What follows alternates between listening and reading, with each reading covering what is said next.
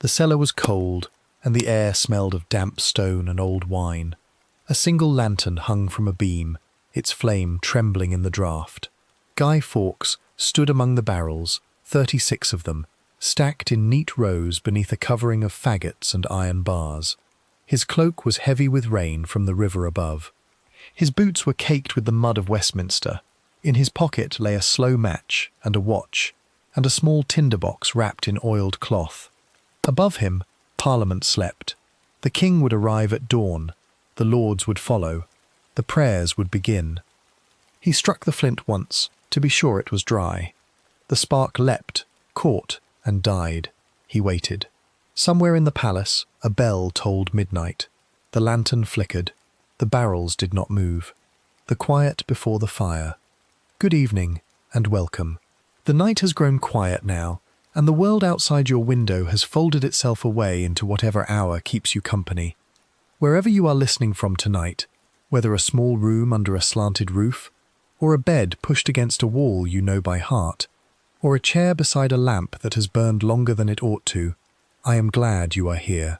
Tell me, if you like, in the quiet of your own thoughts, where you are and what time it is on your side of the night. I have often thought that the same darkness sits over all of us at this hour, though the clocks read differently in different rooms. Before we step back, a small favour. If you can, subscribe to the Bedside Historian and press whatever small button on your screen makes the numbers rise. It costs you nothing, and it helps this quiet channel find the people who need it. I am told these things matter more than a historian should probably admit. Then set the phone down, close your eyes if you wish, and let us slip back a little way. 420 years, more or less. It is early November in the year 1605. England is a smaller country then than it is now, and colder, and darker, and lit at night only by tallow and rushlight and the moon when it is willing. The wind is coming off the North Sea, and it has the smell of salt and coal smoke in it. In the fens and the fields the last of the harvest is in. The apples have been pressed. The pigs have been salted for winter. The children have been sent early to bed, because candles are not to be wasted on late talk. London that autumn is a city of narrow lanes and overhanging timber, of church bells that toll every quarter hour, of dogs and beggars and printers, and the cries of the water sellers coming up from the river. The Thames is wider then than it is now, and it freezes hard in bad winters, hard enough to hold a fair on the ice. Along its banks the great houses stand shoulder to shoulder with the taverns and the tenements. Westminster is a village at the western edge of it all, a village with a palace at its heart, and it is that palace, and the men who will gather in it on the 5th day of the month, that our story circles. But before the cellar, and before the lantern, and before the tall soldier in the dark cloak, we have to understand the country he was born into. We have to understand why an ordinary man from York would come to stand in a wine cellar at midnight with 36 barrels of gunpowder at his back. And to do that we have to leave London for a moment and go back another 60 years or so to the reign of a girl who inherited a crown she did not want. Her name was Elizabeth. She was the daughter of Anne Boleyn, and she came to the throne of England in 1558, at the age of 25. The country she inherited had been torn twice in a single generation over the matter of God. Her father, Henry VIII, had broken with Rome and made himself the head of a new English church. Her half-brother Edward had pushed that church further from the old ways. Her half-sister Mary had dragged it violently back and had burned nearly 300 men and women at the stake for refusing to return. And now Elizabeth, cool and clever and very much her father's daughter, was expected to settle the question forever. She did not settle it. She made, instead, a kind of long, uneasy peace. She reopened the reformed church her brother had built, but she softened its edges. She kept the old vestments and the old candles and much of the old ceremony. She would not, she said, make windows into men's souls. What she meant was that if her subjects would attend the parish church on Sundays and pay the fine when they did not, she would not ask them, in private, what they believed. It was, for its time, kind of mercy. For the Catholics of England, that mercy narrowed year by year. In the first decade of her reign, a man might still hear the old Mass in a friend's parlour and pay his fine at Easter. and be left alone. By the 1570s, the fines had grown teeth. By the 1580s, after the Pope had declared the Queen a heretic and released her subjects from their loyalty to her, the laws grew harsher still. To be a priest ordained abroad and to set foot in England became treason, punishable by hanging and by the drawing and quartering that followed. To harbour such a priest became a felony. To attend the old Mass became a fine so heavy it could beggar a family in a season. And yet the old faith did not die. It went, instead, into the walls, in the manor houses of Warwickshire and Worcestershire and the north of England. In Lancashire above all, the great Catholic families built small hiding places, behind panels and above fireplaces and beneath the stairs. A carpenter from the Midlands called Nicholas Owen spent 30 years travelling in secret from house to house, building these hides with his own hands. He was a small man, and lame, and pious, and he could work a hole into a chimney breast so cunningly that a searcher might tap the wall for an hour and hear no hollow. In those hides the priests waited, sometimes for days at a stretch, while the pursuivants of the crown searched the room outside. I have stood in one or two of these houses myself, in the way that a person can, on a wet afternoon with a guide and a torch. The hides are smaller than you would imagine. A man could sit in them, folded, but he could not stretch out. He could not stand, and he could not, for the most part, know when it was safe to come out. Someone had to come and tap the panel in a particular way and speak a particular word, and if that person had been arrested in the meantime, the priest inside might simply die, quietly, in the dark, of thirst or of the airlessness. The record does not say how often that happened. It is not the sort of thing anyone wrote down. This was the England into which Guy Fawkes was born, in the spring of 1570, in the shadow of York Minster. His father was a proctor of the ecclesiastical courts, and a Protestant, and a respectable man. His mother, Edith, came from a family with the old faith still in it. The boy was baptised in the parish church of St. Michael le Belfry on the 16th of April, in cold Yorkshire rain. He grew up within sound of the Minster bells. He attended St. Peter's School, which stood then, as it stands now, in the shadow of the great cathedral, and among his schoolfellows were the sons of families who had kept the old faith all through the long persecution, the Wrights and the Percys, and a boy called Christopher, called Kit, who would grow into a man and stand beside him in the cellar under the Lords. His father died when Guy was 8. His mother, in time, remarried into a family of committed Catholics, and it was in that new household that the boy's faith began to shift and to settle. By the time he was a young man, he had gone over to the old church in his heart, and by the time he was 21, he had done what many young Catholic men of some spirit and no fortune did in those years. He sold what little land his father had left him, walked south to the coast, took a ship across the Channel, and offered himself as a soldier to the Catholic King of Spain, who was then fighting a long war in the Low Countries against the Protestant Dutch. But that is a story for another chapter. We are still in England, and it is still the 1590s, and Elizabeth is growing old. Her hair is a wig now, and her teeth are black, and the court around her is beginning, quietly, to look past her toward whoever will come next. She has no child, she has never married, and the closest legitimate claim to her throne belongs to a man in Scotland, the son of her cousin Mary, whom she executed in 1587 for plotting against her life. His name is James VI of Scotland. He is 34 years old, small and stooped and given to long theological arguments, married to a Danish princess called Anne, and the father of 2 young children with a third on the way. He has ruled Scotland since he was 13 months old. His mother was Catholic, and her death at English hands has left him, in the eyes of the Catholic families of England, a possible saviour. A prince who might remember his mother. A prince who might, if he came south, open the doors of the parish churches to the old faith once more. The English Catholics send him letters. So do the English Puritans, who want the church stripped further of its Roman leavings. So do the moderate churchmen who want it left as it is. And James, who is a shrewder man than he looks, writes back to all of them and promises very little to any of them and waits. Elizabeth dies in the small hours of the 24th of March, in the year 1603. She is 69 years old. The messenger who carries the news north is a young Scottish courtier called Robert Carey, who rides 400 miles in less than 3 days, changing horses at every post, and reaches Holyrood Palace in Edinburgh late on the 26th, with his boots crusted in the mud of the road, and a ring from the finger of the dead Queen in his pocket. James receives him in his chamber, still half-dressed, and takes the ring, and weeps a little for the form of it, and by the morning he is King of England. His slow procession south begins in April. He is in no hurry. He hunts on the way.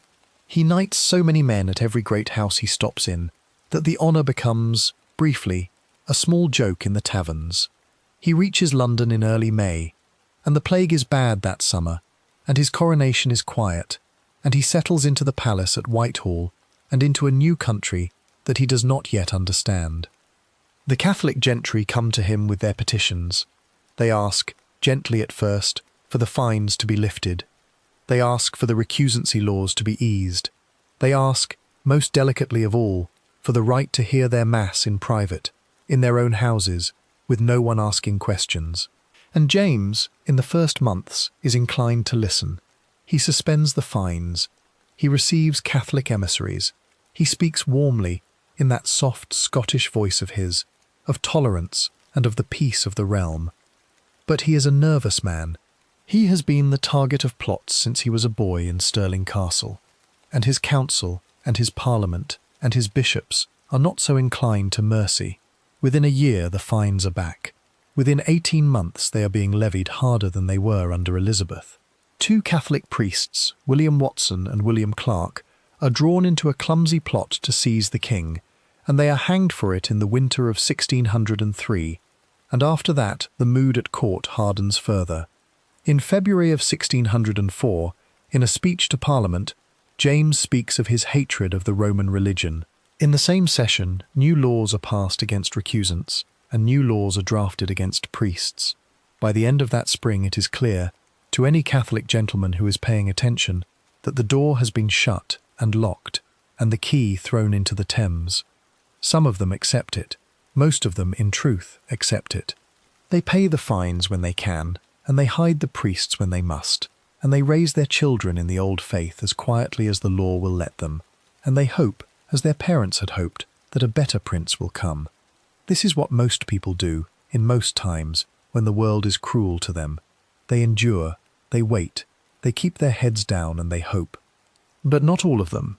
In a particular set of houses, in a particular circle of cousins and old schoolfellows, and men who had ridden together in the Earl of Essex's rising 4 years earlier, a different kind of thought was beginning to move. It began, perhaps, as a bitter joke at the end of a long dinner. It hardened, over months, into a question, and by the spring of 1604, in an upstairs room of a tavern on the Strand, that question had a name and a shape, and 5 men were being asked to swear upon a missal that they would not speak of it outside those walls. At the head of them sat a tall man of about 30, dark-haired and eloquent, and much loved by his friends. His name was Robert Catesby. He was the son of a Warwickshire gentleman who had spent much of his life in and out of prison for his faith, and he had inherited both his father's beliefs and his father's willingness to suffer for them, and he had inherited a great deal more anger besides. He had lost a young wife. He had lost a small son. He had lost most of his estate to the fines, and in the winter of 1603, in a house in Lambeth, he had begun to think a thought that no one, so far as we know, had ever quite thought before. The thought was this, that the king and his council and his lords and his bishops and his judges would all be gathered together in one room on one morning at the state opening of Parliament, and that a room, however grand, could be brought down, that the walls of the Palace of Westminster were only stone, that stone, however old, was only stone, and that beneath stone, if a man were patient enough and quiet enough and had friends enough, a great deal of powder could be laid. He did not yet know how it would be done. He did not yet know where the powder would come from, or who would light the match, or what would rise out of the ashes when it was over. He did not yet know the name of the tall soldier in Flanders who would, within the year, come home to England under a false name and take a lodging beside the palace and begin to dig. He knew only that the door had been shut, and that some men, when a door is shut against them, will lean their shoulder to it and push, and that other men, a very small number of men in any age, will look at that same door and decide to blow it down. Outside the tavern window, the Strand was dark, and the link boys were carrying their torches home, and somewhere upriver, at Westminster, the watchmen were calling the hour across the empty courts of the palace. The bells of St. Clement Danes tolled midnight. In the upstairs room the candles burned low, and the missal lay open on the table, and one by one, in a silence that would echo through 400 years of English memory, the 5 men laid their hands upon it and swore. A king without mercy. The road out of Edinburgh was long, and it was muddy, and it was lined for much of its length with people who had come out of their villages to see the new king pass. It was the spring of 1603. The hedges were still bare. The lambs were new in the fields. And James, who had been King of Scotland since he was 13 months old, was riding south at last to take the second of his crowns. He travelled slowly.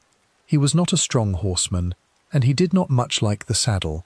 He preferred, when he could, a coach with heavy curtains and a brazier at his feet. He hunted at every great house that would have him, which was every great house on the road, and he stayed longer than his hosts had planned for, and he ate a good deal at their tables, and he knighted their sons in such numbers that a joke began to run ahead of him from town to town.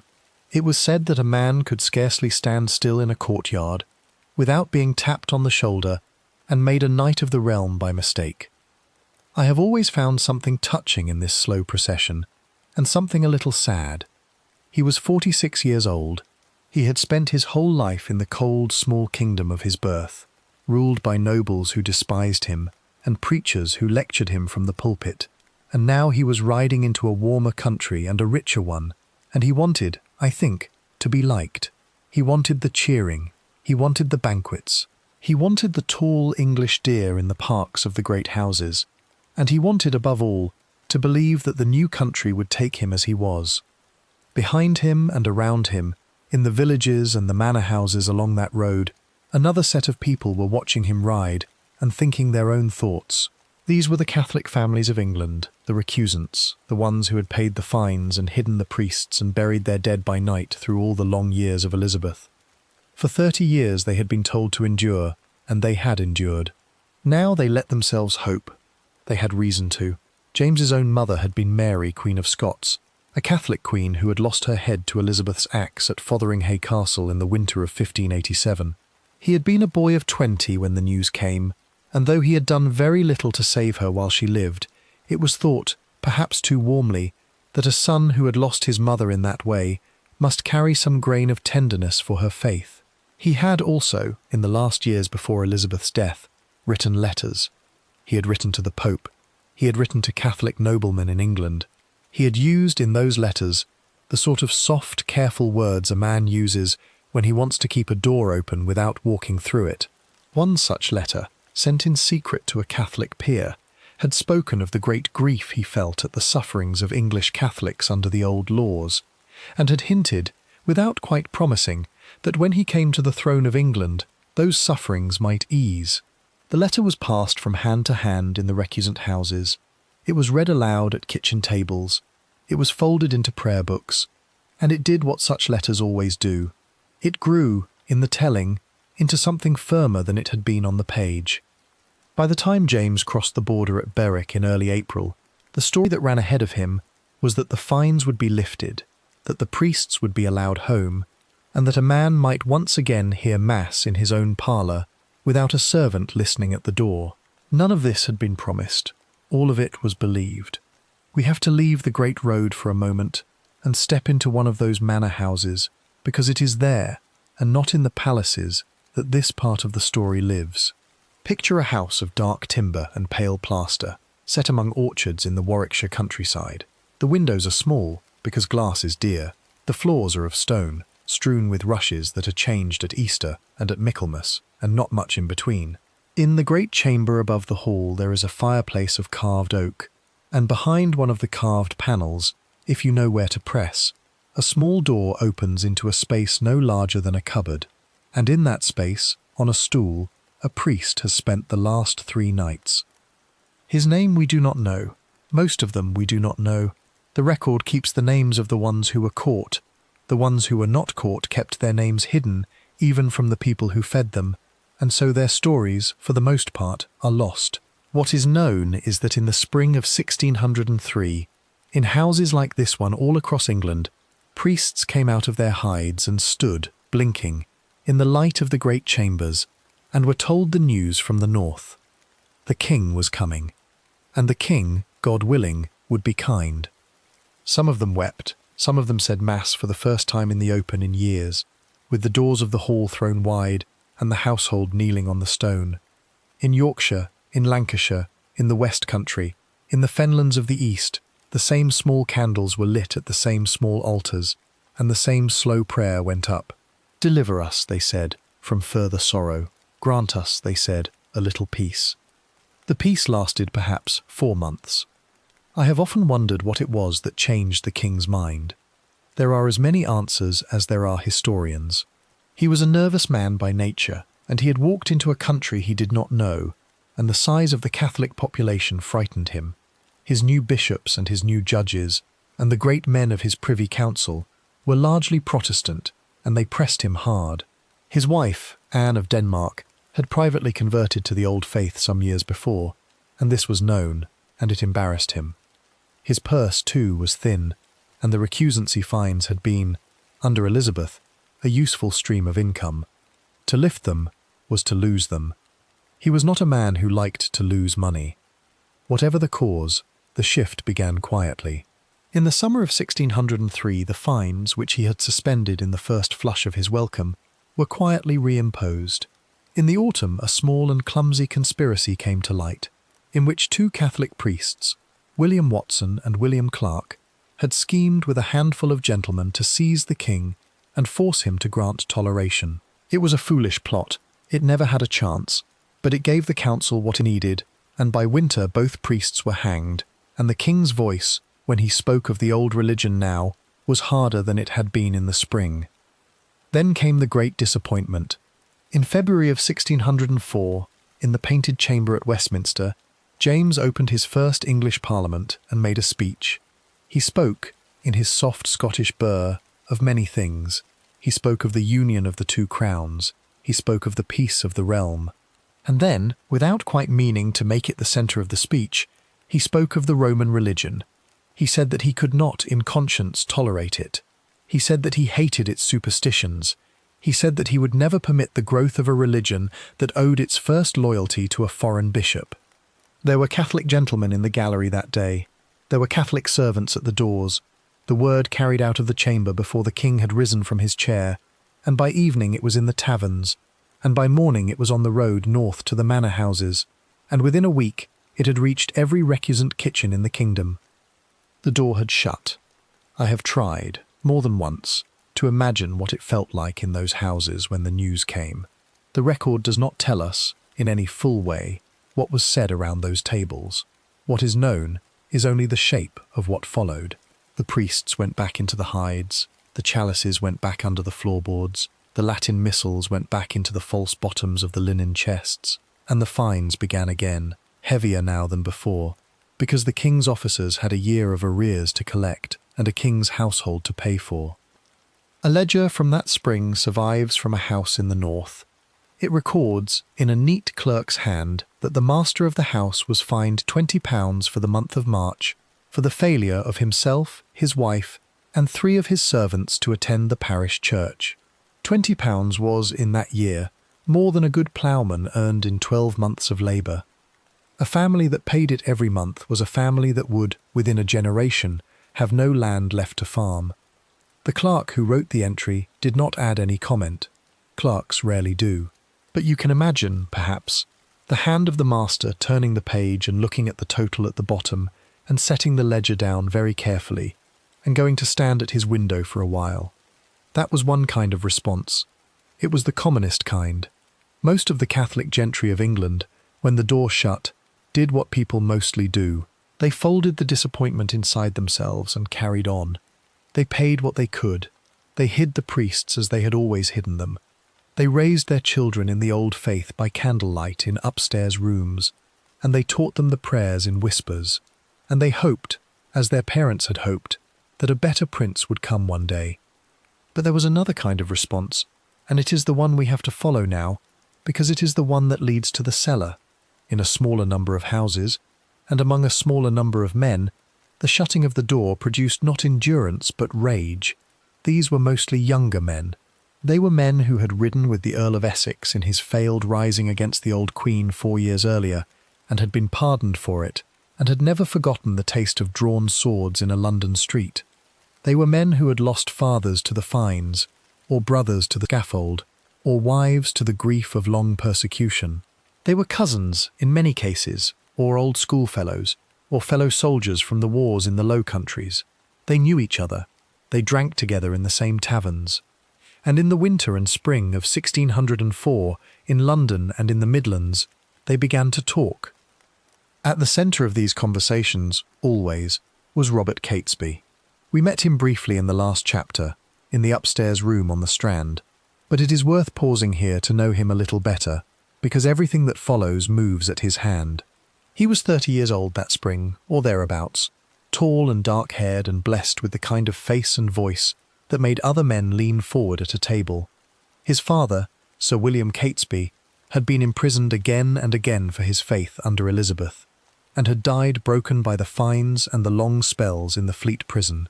His mother had come from another old Catholic family, the Throckmortons of Courton Court, and it was at Courton that Robert had spent much of his boyhood, riding in the deer park and listening to Mass said in the hidden chapel above the gatehouse. He had married young, to a Protestant girl called Catherine Lee, and by all accounts he had loved her. She died in 1600 and, only a few years into the marriage, of a fever we cannot now name. Their small son Robert died soon after. Catesby, who had been in his early 20s, seems to have gone through the sort of collapse that leaves a mark on the rest of a life. He sold the great house at Chastleton in Oxfordshire that had come to him through his wife. He paid off what debts he could. He went for a while half wild in London, and he went back to the old faith with a fierceness that surprised even his mother's family. He would not from then on so much as set foot in a Protestant church. He would pay the fines, cheerfully and coldly, as an act of defiance. He would ride, in the year 1601, at the head of a small band of Catholic gentlemen in the Essex Rising, and he would be wounded in the fighting, and be pardoned only after paying a ruinous ransom of £3,000. That ransom, more than anything else, seems to have finished what remained of his patience with the state. By the winter of 1603 he was living in a small house at Lambeth, on the south bank of the Thames, and it was in that house, during the long evenings of that winter, that the first grain of the plan seems to have taken shape. Two neighbours gave slightly different accounts of who was there and on what night. It is hard to imagine, though, that the man who first said the thing out loud was anyone other than Catesby himself. It came out of his mouth first. Everyone who was ever asked said so. The idea, at first, was not the cellar. It was a bigger, wilder thing. He spoke of blowing up the whole Palace of Westminster at the state opening of Parliament, with the King, the Queen, the young Prince Henry, the Lords, the Bishops, the Judges, and the Commons all gathered inside. He spoke of doing it in one stroke, in one morning, with one great charge of powder. And when his cousin Thomas Wintour, who was one of the first to hear it, protested that such a thing would kill many innocent Catholic peers along with the guilty, Catesby is said to have answered that it was better a few should perish than the whole cause be lost. I have often wondered whether he believed, in his heart, that he would ever really do it. It is one thing to say such a thing in a small room by a fire in Lambeth, with the wine hot and the shutters closed. It is another to buy the powder and rent the house and stand in the cellar with a match in your hand. But he said it, and he said it more than once, and by the spring he had begun to name, quietly, the men he thought could be trusted to hear it beside him. You, me. This is where the companion voice must step aside for a while, because from here the story belongs to the men in the upstairs room. The Strand is dark. The link boys are lighting their torches. In the tap room below, a fiddler is playing something old and slow, And at the top of a narrow wooden stair, in a room above a tavern called the Duck and Drake, a candle is being set upon a table, and 5 chairs are being drawn up around it, and a small leather-bound missal is being laid, very carefully, in the centre of the wood. The tavern on the Strand was called the Duck and Drake, and it stood between the Savoy and the little parish church of St. Clement Danes, on the north side of the road, in the row of narrow-fronted houses that leaned their upper stories out over the street. It was not a grand house. It was not a poor one either. It was the sort of place where a gentleman up from the country might take a room for the night, or where a lawyer from the Inns of Court might meet a client he did not wish to bring home, or where a man might drink a pot of ale in a back parlour and not be much noticed. The sign outside, so far as the accounts describe it, showed 2 ducks in flight above a stretch of blue water. The paint was old. The hinges of the sign creaked in a wind from the river. Let us go up the stairs. It is a wooden stair, worn hollow in the middle of each tread, and it turns twice on itself as it climbs. At the top there is a landing with a single window that looks out over the backyards toward the river, and a door of studded oak, and beyond the door a chamber not quite large enough to hold a proper bed, but large enough for a table, and 6 or 7 chairs, and a fireplace where a low fire is burning. It is the 20th day of May in the year 1604, or thereabouts.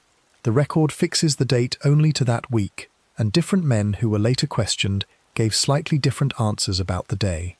What they all agreed on was the room, and the meal, and what was placed at the centre of the table when the plates had been cleared. 5 men were in the room. We have to know them a little before we know what they did, because the men who came together that evening were not strangers gathered by chance. They were cousins and old schoolfellows and comrades who had ridden and fought together, and every one of them had carried a private wound into the room from the long years before. At the head of the table sat Robert Catesby. He was 30 years old that spring, and we have met him already, in the house at Lambeth with the shutters closed. He had a way of leaning forward across a table, and a way of laying his long hands flat upon the wood while he spoke, and it was said by men who knew him that when he began to talk in earnest, a listener forgot to eat. On his right sat his cousin, Thomas Wintour. Wintour was a Worcestershire man, 32 years old, the second son of a Catholic family from Huddington Court, and he had lived what was, for a gentleman of his kind, a great deal of life. He had studied law for a while at the Inner Temple and given it up. He had fought as a soldier in the Low Countries against the Spanish, and then, after his conversion to the old faith, he had fought for the Spanish against the Dutch. He had served in France. He had travelled to Spain in the last year of Elizabeth's reign, on a secret errand for a group of English Catholics, to ask the Spanish crown for money and men in support of the old religion. He had brought back very little from that errand, except a headache and the beginnings of a poor opinion of the Spanish. He was a shorter man than his cousin, dark and neat, and he spoke 5 languages, and he laughed easily, and he had, that spring, the pallor of a man who had recently made another long journey by ship. Beside him sat the man he had brought back on that journey. This was Guy Fawkes. He was 34 years old, tall, red-bearded, and long in the limb. He had been born in York, as we saw in the first chapter, and had gone out to the wars in Flanders more than 10 years before, and had risen in the Spanish service to the rank of an ensign, and had made a name for himself as a man cool under cannon fire and steady with a slow match. Wintour had ridden down to Ostend to find him, on Catesby's instruction, and had spoken with him in a soldier's lodging by the sea wall, and had brought him back across the Channel to a country he had scarcely seen since he was a boy. He had walked into the room at the Duck and Drake that evening in a plain travelling cloak, and he had bowed to Catesby, and he had said very little. Across the table sat 2 brothers, or rather 1 brother, because only the elder of the 2 Wrights was present at this first oath. John Wright, called Jack, was 35, a Yorkshireman from an old recusant family, and he had been at St. Peter's School in York with Guy Fawkes when they were boys. He was thick-set, and a swordsman of some reputation, and a man of few words even among friends. His sister Martha was married to the 5th man at the table. That 5th man was Thomas Percy. He was the oldest of them, in his middle 40s, and the tallest, and by far the most quarrelsome. He was a distant kinsman of the great Earl of Northumberland, and he served in the Earl's household as a gentleman pensioner, and this connection, as we shall see, was to matter a great deal. He had been sent north the year before, in the last months of Elizabeth's life, to carry messages between his master and the king in Scotland, and he had come back with the belief, sincere or convenient, that James had privately promised the English Catholics a measure of toleration. When that promise had come to nothing, Percy had taken it as a personal betrayal. He had said, more than once and in front of witnesses, that he would kill the king with his own hand if the laws were not eased. Catesby, who was fond of him, had told him to wait and to say less, and to come to the Duck and Drake in May. 5 men then. The candles guttered when the door was opened for the serving boy, and steadied when it was closed. The meal was a plain one: cold beef, a wheel of cheese, bread, a jug of claret, and when it had been eaten, the plates were carried out, and the door was bolted from the inside, and Catesby leaned forward across the wood and began to speak. I have to admit, at this seam, that the record of what he said is not what we would wish it to be. Wintour's confession, written down at the Tower 19 months later, gives us the substance of it, but not the words. Fawkes, questioned in his cell, gave much the same account, though with fewer flourishes. No one at the table took a note, no servant was in the room. What comes down to us is a summary, filtered through the pain and the fear of 2 men writing under the eye of the King's Council, and it should be read for its shape and not for its music. The shape was this. Catesby told them that the door had been shut. He told them that no petition would open it, that no rising in the country would open it, that no help from Spain would open it, that the king they had hoped for had turned into a king who hated them, and that the Parliament he had opened in the winter would go on making laws against them until there were no Catholic families left in England with land or with liberty. He told them that ordinary means had failed, and that extraordinary means were now required. Then he told them the plan. He would take a house, he said, hard against the Palace of Westminster. From that house he and any who joined him would dig a passage under the wall of the palace, and through the earth beneath the great chamber of the House of Lords, and would there lay a mine of gunpowder.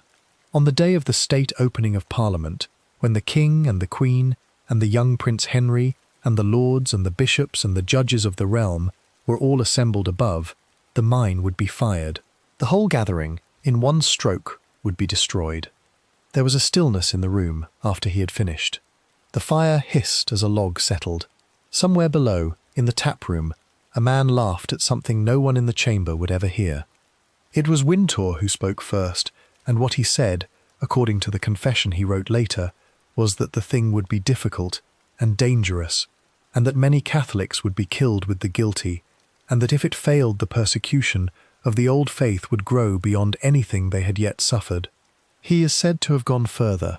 He is said to have proposed, more than once during that spring, that they should try lesser measures first, that they should send him again to Spain, to seek the promised help that had never come.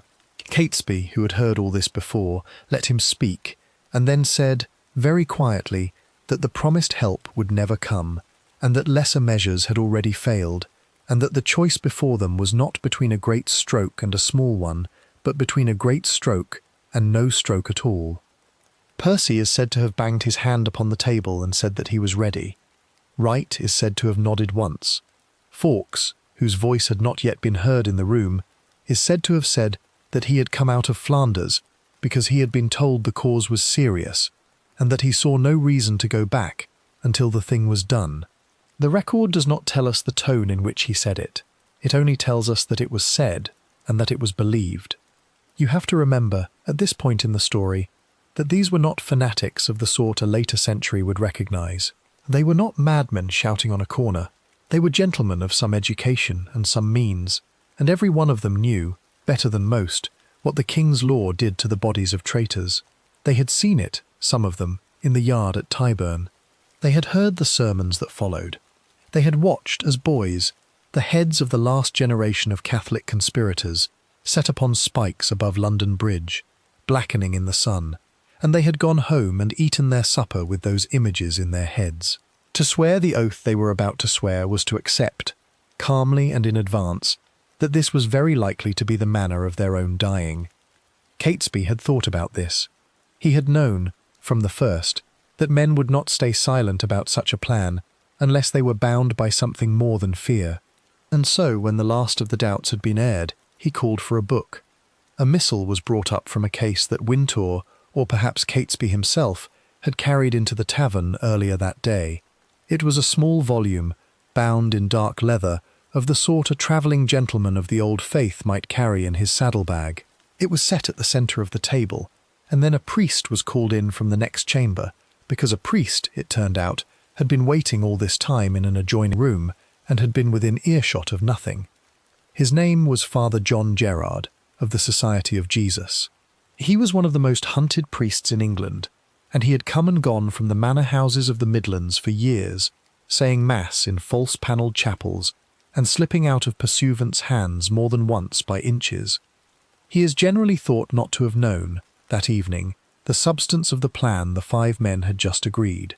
Catesby had judged it kinder and safer to keep him ignorant. Gerard himself, when he was later questioned about the meeting in exile abroad, was firm on this point. He said that he had heard the men swear, and that he had then said mass in the same room, and that no word of gunpowder or of Parliament had been spoken in his hearing. It is possible that he was telling the truth. It is possible that he was protecting himself. The record does not settle the question, and it is one of those places where an honest historian has to leave the door half open. What is not in doubt is the oath. Each of the 5 men, in turn, laid his right hand upon the missal at the centre of the table, and swore, by the Blessed Trinity and by the sacrament they were about to receive, that he would not disclose to any other person what was being planned in that room, nor withdraw from the enterprise, nor consent to any withdrawal, without the agreement of the rest. Then Father Gerard, still in the belief that this was some ordinary act of Catholic loyalty among gentlemen of dangerous times, said mass at a folding altar set up on the table, and each of the 5, in the same order, received the sacrament from his hands. When it was over, the priest was quietly shown out. The door was bolted again, the candles were snuffed to save the wax, and a single one was left burning. The 5 men sat for a while longer, and drank the last of the claret, and worked out, in the low voices that men use for such things, what would be done first, and by whom, and by what date. The house was the first business. Percy, who as a gentleman pensioner of the Earl of Northumberland had reason to want lodgings near the palace, would set about finding one. Fawkes, who was unknown in London and had been out of the country for years, would live in the house under the false name of John Johnson and pass himself off as Percy's servant, a caretaker sent up from the country. Wintour would go into the city to begin the quiet purchase of the powder, a barrel here and a barrel there, from the men on the wharves who did not ask questions. Wright would keep the horses and the messages and the watch. The state opening of Parliament, as they knew, had been set for the 7th of February in the following year. That gave them a little over 8 months. It was, Catesby thought, enough. They rose from the table one at a time, so as not to be seen going down the stair in a group, and they went out into the Strand at intervals of a quarter of an hour, and the last of them, who is thought to have been Fawkes, closed the door behind him near midnight. The bells of St. Clement Danes were tolling the hour, the link boys were coming up from the river, and somewhere across the water, at Ostend or Dunkirk or Calais, the ships that had brought the tall soldier home were riding at anchor in the dark, waiting for a wind that would no longer carry him back. The soldier from York. We have to leave the tavern on the Strand for a while, and travel north with the road, up through Barnet and Stamford and Grantham and Doncaster, and out at last onto the flat green miles that lead to the walls of York. The city stands where 3 rivers meet. Its stone is the colour of old bone. The great minster rises above it like a ship above a low sea, and the winter sun, when it strikes the west front at 4 in the afternoon, turns the whole face of it to the colour of pale honey. This is the country the tall, red-bearded man in the chamber above the Duck and Drake was born into. It is here, and not in Flanders, that his story truly begins. Guy Fawkes came into the world in the middle of April in the year 1570, in a house in Stonegate, a lane so narrow that a carter with a wide load had to shout ahead of himself as he turned in from Petergate. The house is gone now. A shop stands where it stood. Two neighbours of the family, questioned decades later for a churchwarden's book, gave slightly different addresses for it, and the parish register keeps only the date of his baptism, which was the 16th of April at the church of St. Michael le Belfry, across the road from the Minster gates. He was the second child and the only son. His parents named him for a cousin who had died young, and the name, in the North Country of that time, was spelled a dozen different ways in a dozen different papers: Guy, and Gouillet, and Guido, and once, in a rent roll from the parish of Skelton, simply Guy.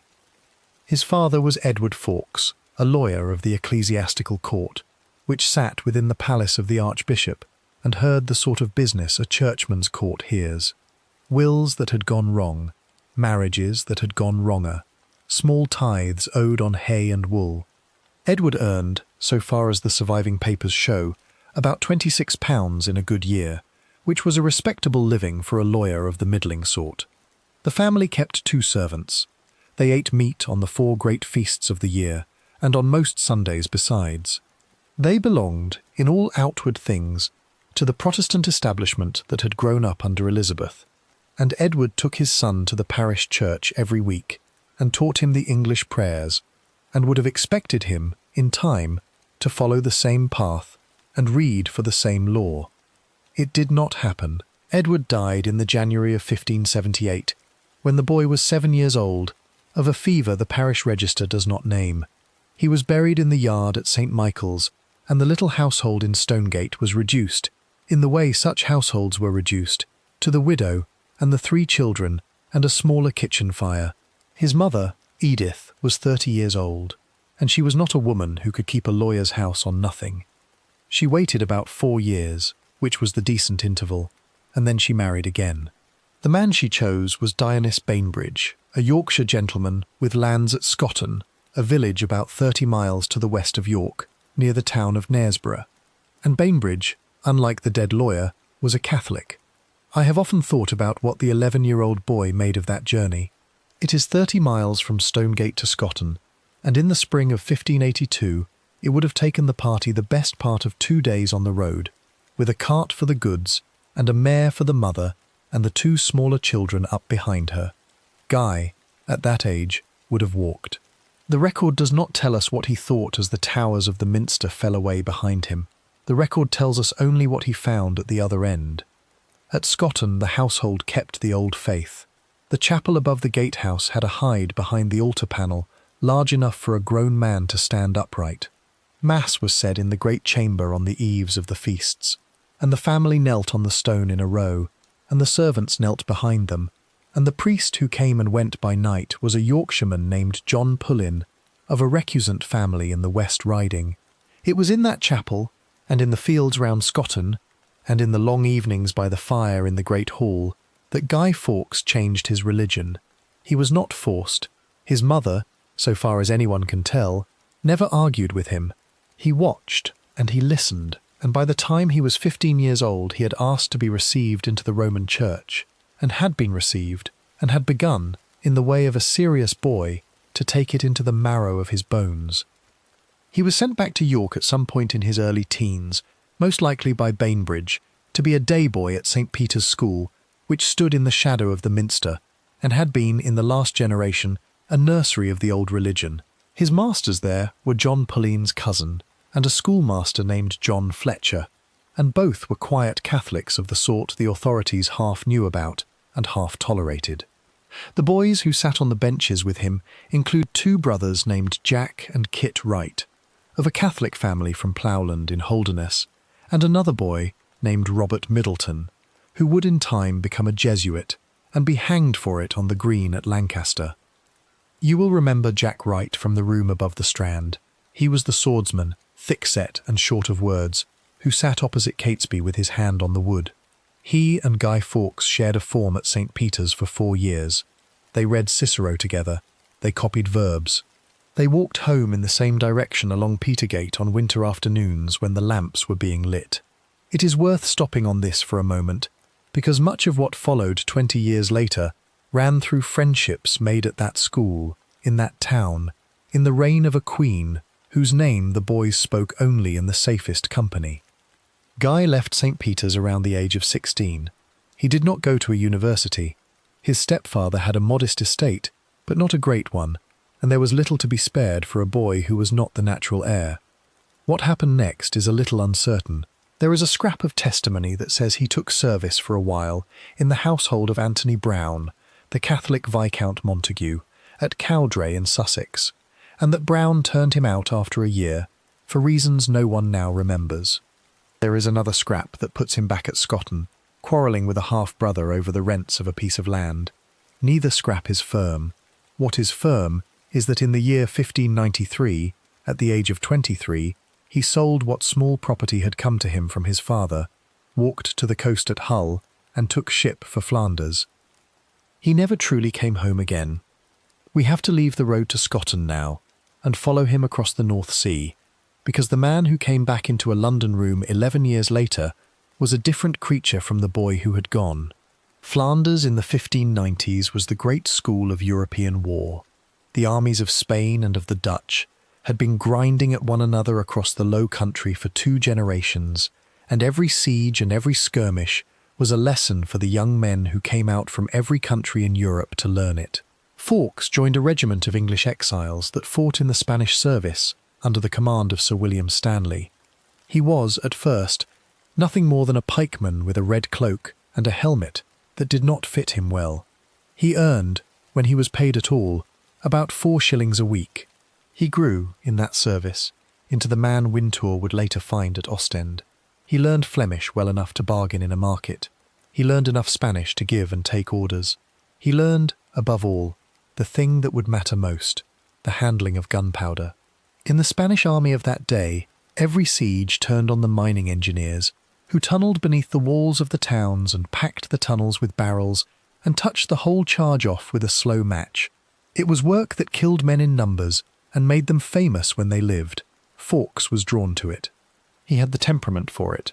He was, by the accounts of the officers who wrote about him afterwards, calm to the point of coldness under cannon fire, patient with the fiddling detail of a fuse, and long enough in the leg to move without hurry through a low tunnel where a shorter man would have crouched. He fought at the taking of Calais in 1596, when the Spanish general Archduke Albert stormed the town from the French. He fought at the great siege of Ostend, which lasted 3 years and cost, on both sides, more than 80,000 lives. He fought at the taking of the fortress of Grave, and at 6 smaller places whose names have gone out of the records altogether. By the last year of the century he had been made an ensign, which was the officer who carried the colours of the company, and he had earned, from the Spaniards he served with, the affectionate Latin form of his name that has clung to him ever after, Guido. It was on his payroll, it was on the letter of recommendation that the English commander wrote for him a year or 2 later. It was, in time, on the confession he signed at the Tower. I have to say what is not known. We do not have a portrait of him from those years. We do not have a letter from him to anyone at home, whether he wrote to his mother at Scotton or to his sisters, whether he sent money back, whether he ever went to a fair in a Flemish town and thought of the fair at York on St. Peter's Day. The record is silent. What we have are the muster rolls, and a handful of testimonies from other officers, and one small remark from a Jesuit named Father Owen, who met him briefly in the year 1603, and wrote afterwards that he was a man of good bearing, sober habits, of the sort who does not lie for pleasure, and does not boast about his wounds. It was in that same year that his English world reached out and touched him again. Elizabeth had died, James had come south, and a delegation of the English Catholics in exile had begun, quietly, to look for a way to convince the Spanish crown that the new king could be pushed toward toleration if only the right pressure were applied. Fawkes, because he had lived so long in the Spanish service, and because his loyalty to the old faith was known and unshakable, was chosen to go to Madrid with a memorial on behalf of the English Catholics. He went, he walked, and rode, and took ship, and delivered the paper into the hands of the king's ministers, and waited in a dusty room for an answer, and got in the end a very smooth and very empty one. Spain would not stir. The peace with the new English king was more important than the sufferings of a distant church. He came back to Flanders in the spring of 1604 with a very clear opinion of what could be hoped for from foreign princes. It matched, when he was told of it, the opinion Catesby had already reached in the house at Lambeth. That match, and not any accident, is why Thomas Wintour rode down through the flat, wet country outside Ostend in the April of that year, with a boy at his stirrup and a letter of introduction in his glove. He found Guy Fawkes in a soldier's lodging near the sea-wall, in a room with a plank floor and a bed of straw, and a window that looked out onto the harbour. He put the case to him the way Catesby had put it to him, and to the rest, at the meeting that was still weeks away.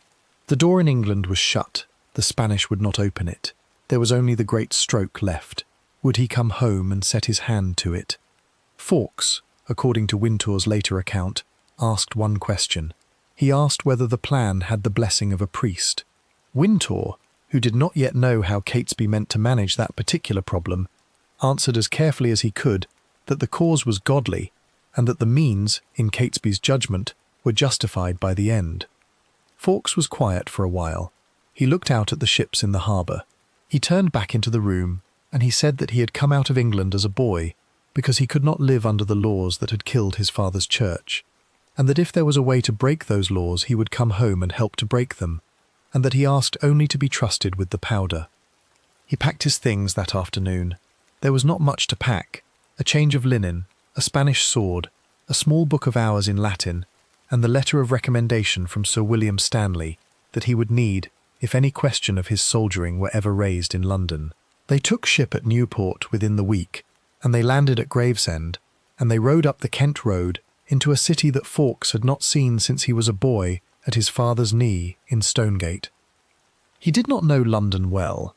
Wintour walked him through the streets on the first evenings, pointing out the great houses, the water stairs, the taverns where a man could be trusted, and the taverns where he could not. He was given lodgings at first in a private house across the river in Southwark, and then, when the plan had been laid before the others in the room above the Duck and Drake, he was moved north across the bridge and westward along the Strand and out into the ragged skirt of buildings that lay between Whitehall and the Abbey. There, in the shadow of the palace itself, Thomas Percy had begun to look for a house. He would live in that house, when it was found, under a false name. He had chosen it himself. He would be John Johnson, a plain northern serving man, caretaker to a gentleman pensioner of the Earl of Northumberland. He would answer the door, he would carry in the coals, he would draw no eye and make no friend and speak, when he was spoken to in the street, in the flat vowels of a man from the country who had come to London for the wages and did not much care for the town. And under that name, and in that house, he would wait for the barrels to begin arriving by night from the wharves on the other side of the river, and for the winter to close in over the roofs of Westminster, and for the work of the tunnel to begin. The house beside the Parliament. The house Thomas Percy took, in the end, was not much of a house. It stood in a narrow lane called Parliament Place, hard against the outer wall of the old royal palace of Westminster, in a huddle of tenements and lodging rooms that had grown up over the years in the shadow of the great buildings of state. From its upper windows a man could look down onto the roof of the Prince's chamber, and beyond it to the tall grey bulk of the House of Lords itself. From its back door, if the door had been unlocked, he could have walked to the door of the painted chamber in 20 paces. It was, for the purpose Catesby had in mind, the perfect address in the kingdom.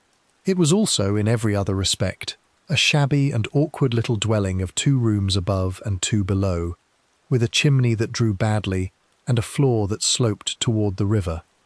Percy took it from a man named Henry Ferrers, who held the lease of it from a widow named Wynyard, in the last week of May, in the year 1604.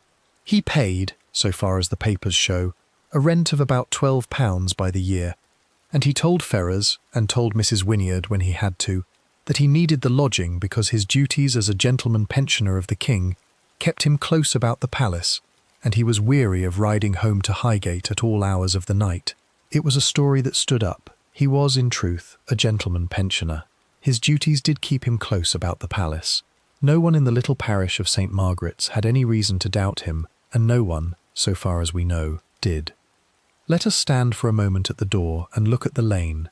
It is the summer of that year, and the streets are dusty, and the smell that comes up from the river at low water is the smell that all the writers of the day complain about: mud and dead fish, and the drains of a great town emptying themselves into the tidal reach. Boys from St. Margaret's are chasing a hoop across the flagstones outside the abbey. A carter is turning a load of hay in the yard of a nearby inn, and a tall, red-bearded man in a plain coat is stepping down from a wagon at the door of the new lodging, and unloading, with the deliberate motions of a serving man who has done such work before, a bundle of blankets, a chest bound in iron, and a straw pallet rolled and tied with cord. He is John Johnson now. It is the name he has chosen for himself, and it is the name he will answer to for the next 17 months.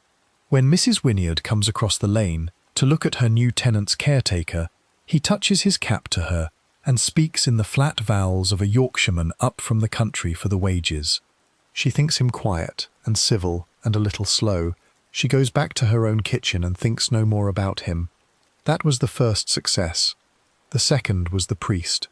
Father John Gerard, who had said Mass in the room above the Duck and Drake, had judged from what he saw there that Catesby and his friends were about some great work of the faith, and he had, in the weeks that followed, put them in touch with a fellow Jesuit named Father Oswald Tessimond, who had known Catesby since boyhood, and, more discreetly, with the head of the English mission of the Society of Jesus, Father Henry Garnet. Garnet was in his early 50s, a mild and scholarly man of Derbyshire origin, and he had spent nearly 20 years living in hiding in the houses of the recusant gentry. He did not know, at this stage, what the plotters meant to do. He knew only that a group of Catholic gentlemen were pledged to some venture in defence of the old religion, and he prayed for them, and he asked no more. I have to say, at this seam, that the exact hour at which Garnet learned the substance of the plot has been argued about ever since. He said at his own trial 2 years later that he learned it only in the following summer, and only in the confessional, from Father Tessimond, and that once he had learned it, he was bound by the seal of confession never to speak of it. His accusers said that he must have known earlier, and that his silence was consent. The record does not settle the question. 2 Jesuits gave slightly different accounts, and both were certain. What matters for this chapter is that in the summer of 1604, the priests of the mission were not in the little house at Westminster, and that the plotters, having taken it, were left to their own devices. Those devices were, at first, very simple. They had a house against the wall of the palace. They meant to dig from the cellar of that house, under the wall, and under the yard beyond it, and up into the space beneath the chamber of the lords, and to lay a mine there of gunpowder. It sounded, when Catesby drew it on a scrap of paper in the parlour at Lambeth, like the sort of thing an experienced mining engineer could accomplish in a few weeks. Guy Fawkes, who had watched such tunnels dug beneath the walls of Grave and Ostend, is thought to have looked at the drawing without much expression, and to have said only that the ground would tell them what could be done, and how quickly. The ground told them, in the end, a good deal that they had not wanted to hear. They began the work in the middle of December, when the days were at their shortest, and the streets of Westminster were dark by 4 in the afternoon. Catesby had judged, correctly, that the deep midwinter was the best cover a party of gentlemen digging in a cellar could hope for. The wharves were quiet. Parliament was not sitting. The king had gone hunting at Royston. Half the household servants of the great men who lived along the Strand had been sent home to their villages for the 12 days of the Christmas feast. In the little house against the palace wall, 5 men and 1 servant took off their coats, rolled the blankets aside, and set to. The 5 men were Catesby, Percy, the 2 Wintour brothers, for Thomas had by now brought in his elder brother Robert of Huddington Court, and John Wright, whose brother Christopher had also, by this stage, been sworn in. Fawkes, in his character as the caretaker Johnson, kept the door above, and answered the knocker when a coalman came, and let no one below the top step of the stair. The 6th man in the cellar was a servant of Catesby's named Thomas Bates, who had been told at last, after months of watching his master come and go with a face full of secrets, what it was that his master was about, and who had, in the tears and the fright of it, agreed to help. They had for their work pickaxes and mattocks bought singly at different ironmongers in the city so as not to raise a question. They had baskets of woven withy, of the sort a market gardener used for carrying earth. They had lanterns with horn windows, and a store of tallow candles, and, laid ready in the parlour above, cold meats and cheese and a barrel of small beer that Bates could bring down at any hour of the day or night. They meant to dig by turns, in pairs, 3 hours on and 3 hours off, and to sleep on the pallets in the parlour without going out into the streets. The first difficulty was the wall of the palace. It was not a mere partition of brick, it was a mediaeval outer wall of Kentish rag and rubble, faced on the palace side with dressed stone, and it was, in the place where they meant to cut through it, nearly 9 feet thick. The pickaxes rang on it and glanced off. The mortar was hard as the stone. Catesby, who had not swung a pick since he was a boy on his father's land in Warwickshire, blistered his hands within an hour and bound them in strips of linen and went on. Percy, taller and stronger than any of them except Fawkes, worked in silence, and stopped only to spit dust out of his mouth. It took them, by their own account afterwards, the best part of a fortnight to open a hole in the wall large enough for a man to pass through on his hands and knees. Beyond the wall was the yard, and beyond the yard, they hoped, was the foundation of the Lords. They dug forward through the wet earth of that yard, propping the sides of the passage with baulks of timber that Robert Wintour brought in a cart from a yard in Lambeth, and heaping the spoil in the cellar of the little house, until there was scarcely room left for a man to turn. Bates carried the earth up the stairs in his baskets and tipped it into a lean-to at the back of the house, and when the lean-to was full he took it out at night, a basket at a time, and scattered it in the garden across the lane. You have to picture, at this point, what the work was doing to the men who were doing it. These were not labourers.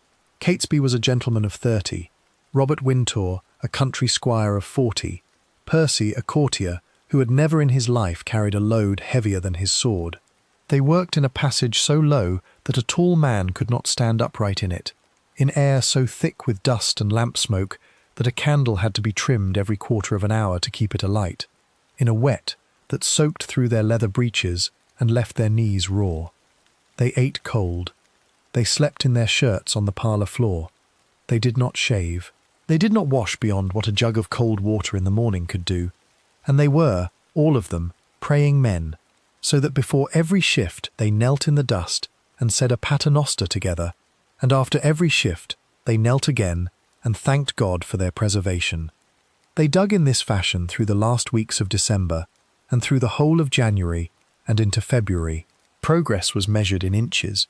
2 of the men, the record does not agree on which 2, took sudden fevers and had to be carried up into the parlour and dosed with hot wine. Catesby's blistered hands festered and had to be lanced by a barber surgeon who was told, and believed, that his gentleman patient had cut himself falling from a horse. Once, in the middle of a January night, a party of drunken watermen singing their way home along Parliament Place stopped outside the house and hammered on the door, and Fawkes went down with a lantern in one hand and a cudgel in the other and sent them off with a rough word, and stood for a long time afterwards with his back against the door, listening for the sound of their return. Twice in that winter the whole work almost undid itself. Once, when the King moved his opening of Parliament from the 7th of February to the 3rd of October because of a fear of plague in the city, and the plotters, on hearing the news, sat down on the pallets in the parlour and looked at one another for a long time without speaking, because the delay meant another 8 months of secret-keeping, and 8 more months in which any one of them might fall ill, or be arrested for something else, or lose his nerve.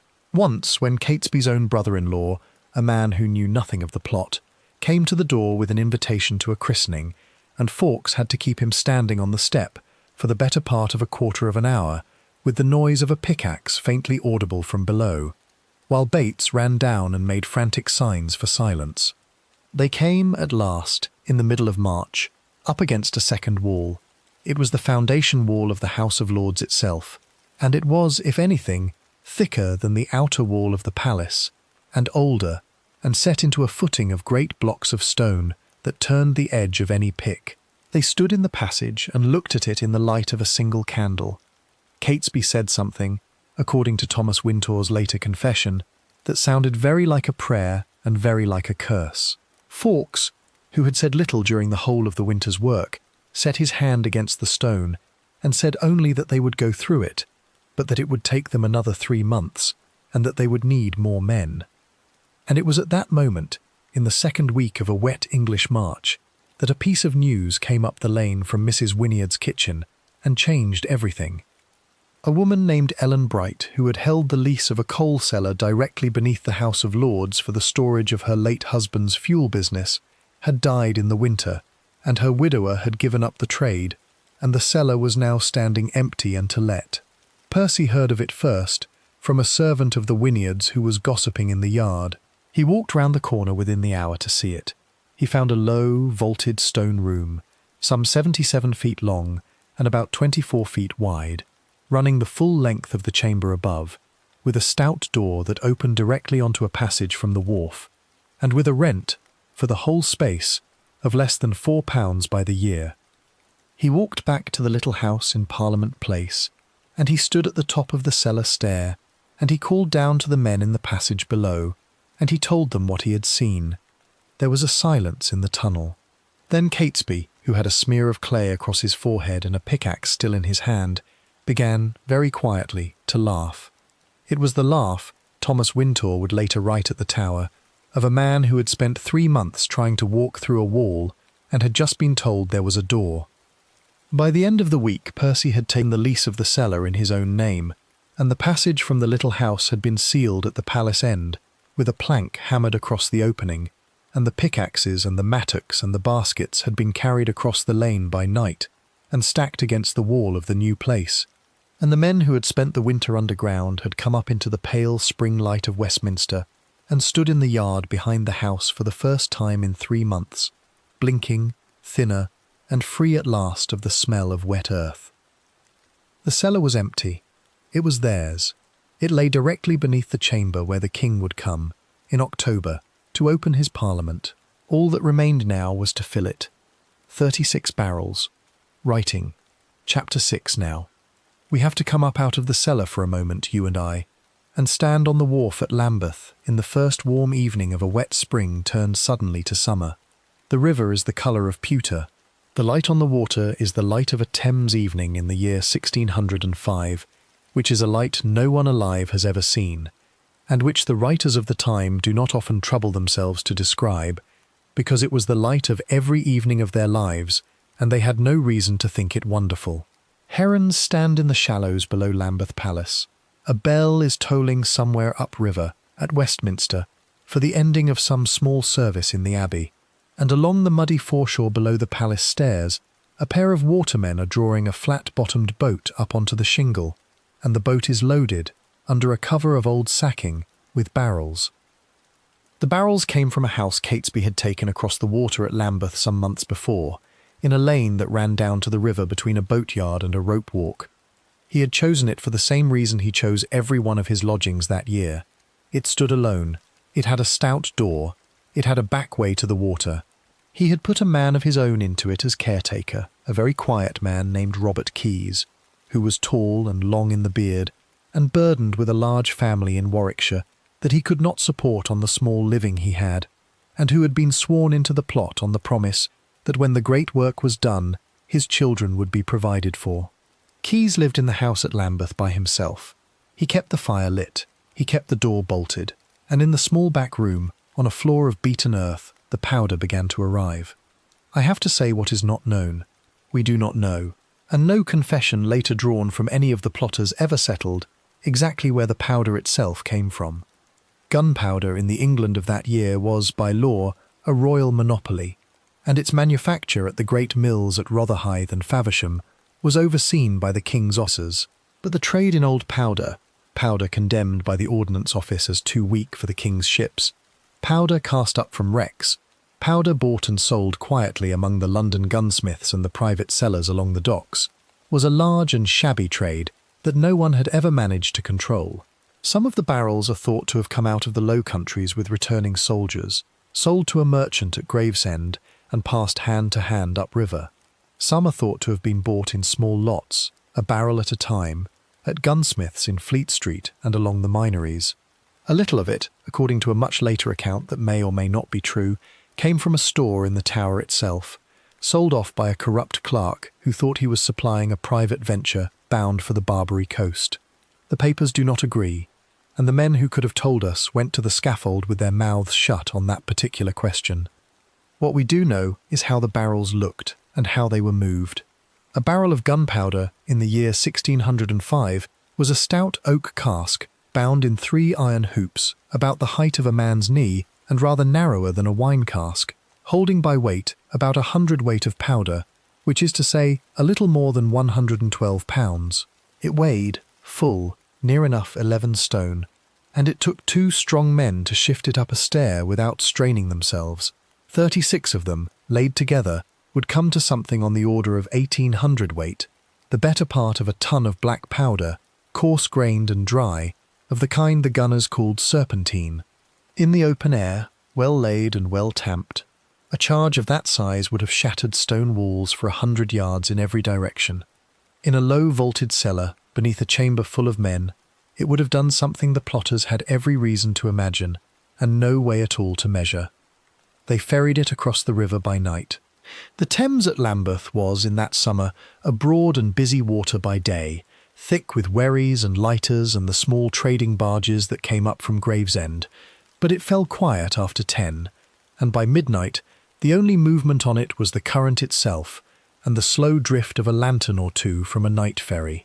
Catesby had arranged for the use of a small flat-bottomed boat kept at the Lambeth Stairs, and Thomas Wintour and Robert Keyes and John Grant, a Warwickshire cousin of the Wintours who had by now been sworn into the plot, took it in turns, in pairs, to row the loads across. They went down the river with the tide when they could, to save the labour, and they came in at the little wharf that lay only a few yards from the door of the new cellar under the House of Lords. They tied up. They lifted the barrels out one at a time onto a low handcart. They pushed the cart, its wheels muffled with rags, across the flagstones to the cellar door, and Guy Fawkes, standing in the doorway with a lantern held low, took the barrels in and set them, one by one, along the far wall. Let me stop for a sentence or two and give you the shape of that cellar, because it matters. It ran the whole length of the chamber above, 77 feet from the door to the far wall, 24 feet from side to side. The ceiling was vaulted, low over a man's head at the sides, and rising in the middle to something a tall man could stand under without stooping. There was one door, which opened onto the little passage from the wharf. There was one small grated window, high up, which had been shuttered from the inside since the day Percy took the lease. The floor was flagged, uneven, and cold underfoot at any hour of the year. In the corners there were still, from the days when Ellen Bright's husband had kept it as a coal cellar, streaks of black dust that no sweeping had ever quite lifted, and along the walls, as the summer went on, the barrels began to rise. Fawkes laid them in a single course first, the whole length of the far wall, and then a second course on top of them, and then a third. He set them upright, not on their sides, so that the bung of each barrel was uppermost, and could be reached if it came to that.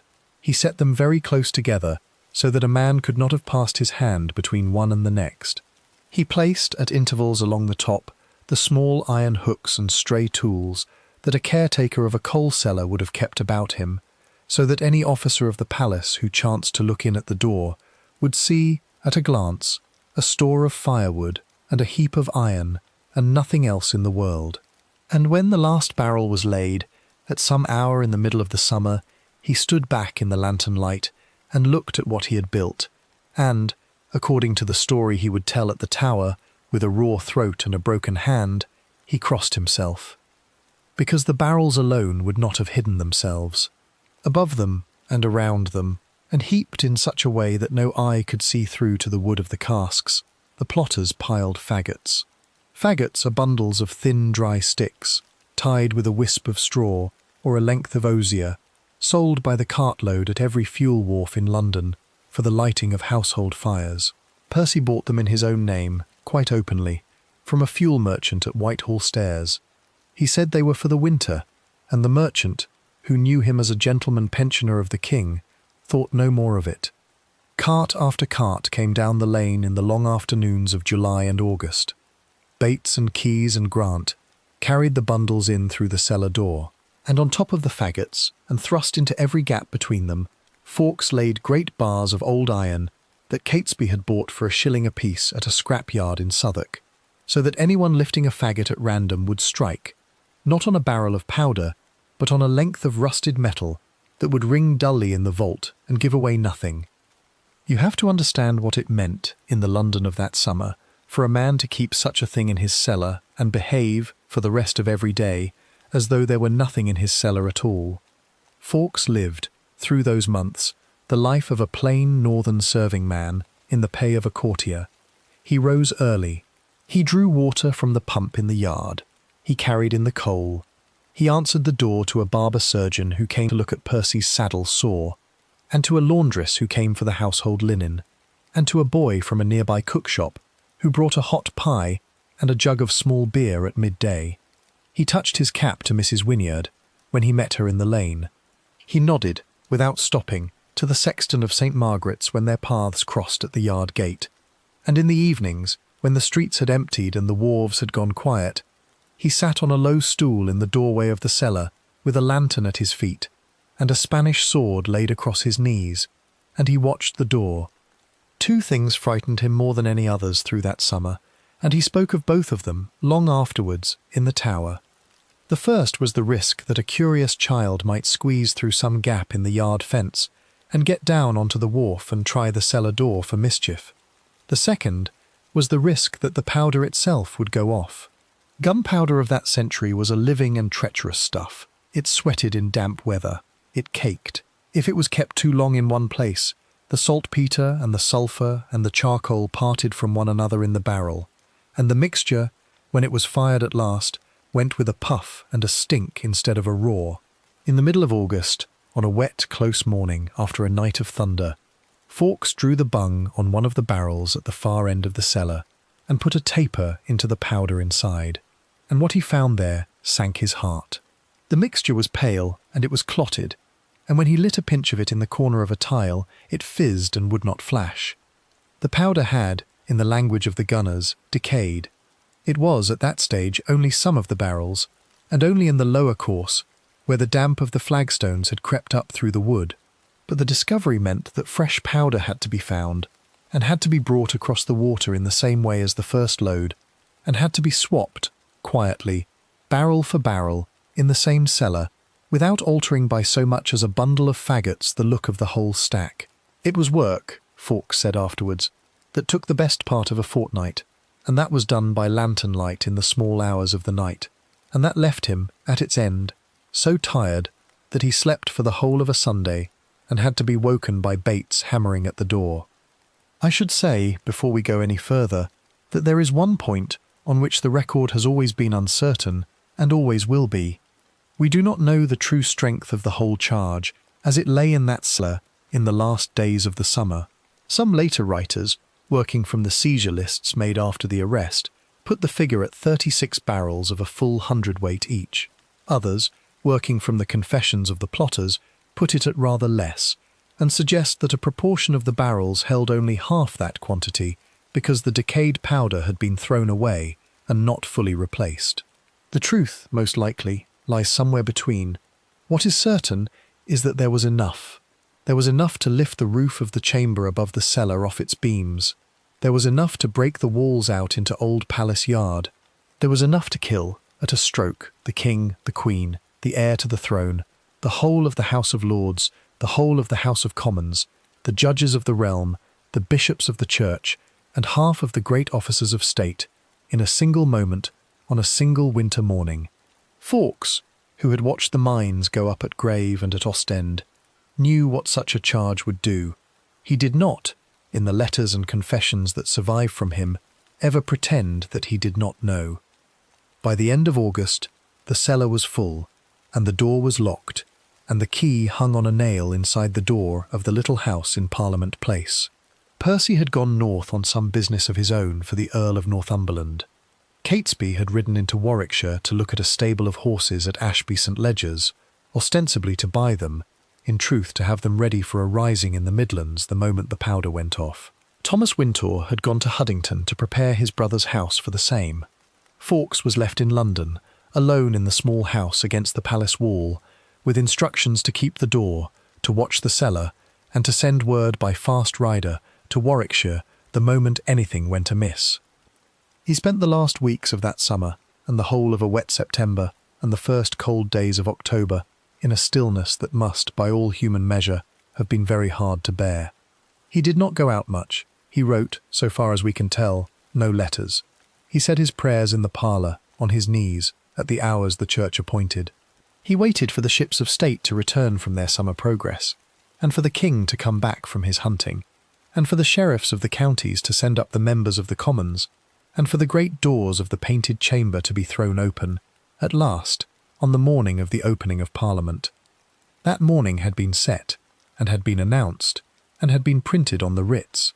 It was to be the 5th of November, and on a wet evening in the last week of October, at a house across the river at Hoxton, a servant carrying a letter would knock at the door of a Catholic nobleman just sitting down to his supper, and put into his hand the folded paper that would carry, in 7 crooked lines of an unknown hand, the first small crack in the wall that had held, all summer, around 36 barrels of black powder in a cellar beneath the House of Lords.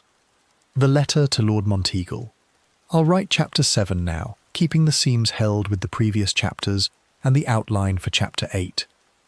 We have to leave Guy Fawkes at his post in the little house against the palace wall for a while, and cross the river again, and go out through the northern gate of the city, and take the country road that runs up between the market gardens and the tenter fields toward the village of Hoxton. It is the evening of the 26th of October, in the year 1605. The light is going out of the sky earlier now than it did in September. There is a smell of wood smoke on the air, and of the last of the year's apples in the orchards behind the cottages, and of the marsh out toward Islington where the geese come down at dusk. A milkmaid is driving a cow home along the verge. A carter is unloading turnips at the door of a chandler's shop, and along the lane that leads up to a good square house set back among elms, a lantern is being lit at the gatepost, because the master of the house is expected home for his supper. The master of the house was William Parker, 4th Baron Monteagle, and he was, at that hour of that evening, a young man of about 30, with rather more history behind him than his years would suggest. He had been born a Catholic. He had ridden out with the Earl of Essex in the ill-judged rising of 1601. He had been fined heavily for his part in it, and he had spent the years since trying, with some success, to make his peace with the new king. He had conformed, at least in outward things, to the Church of England. He had taken his seat in the Lords.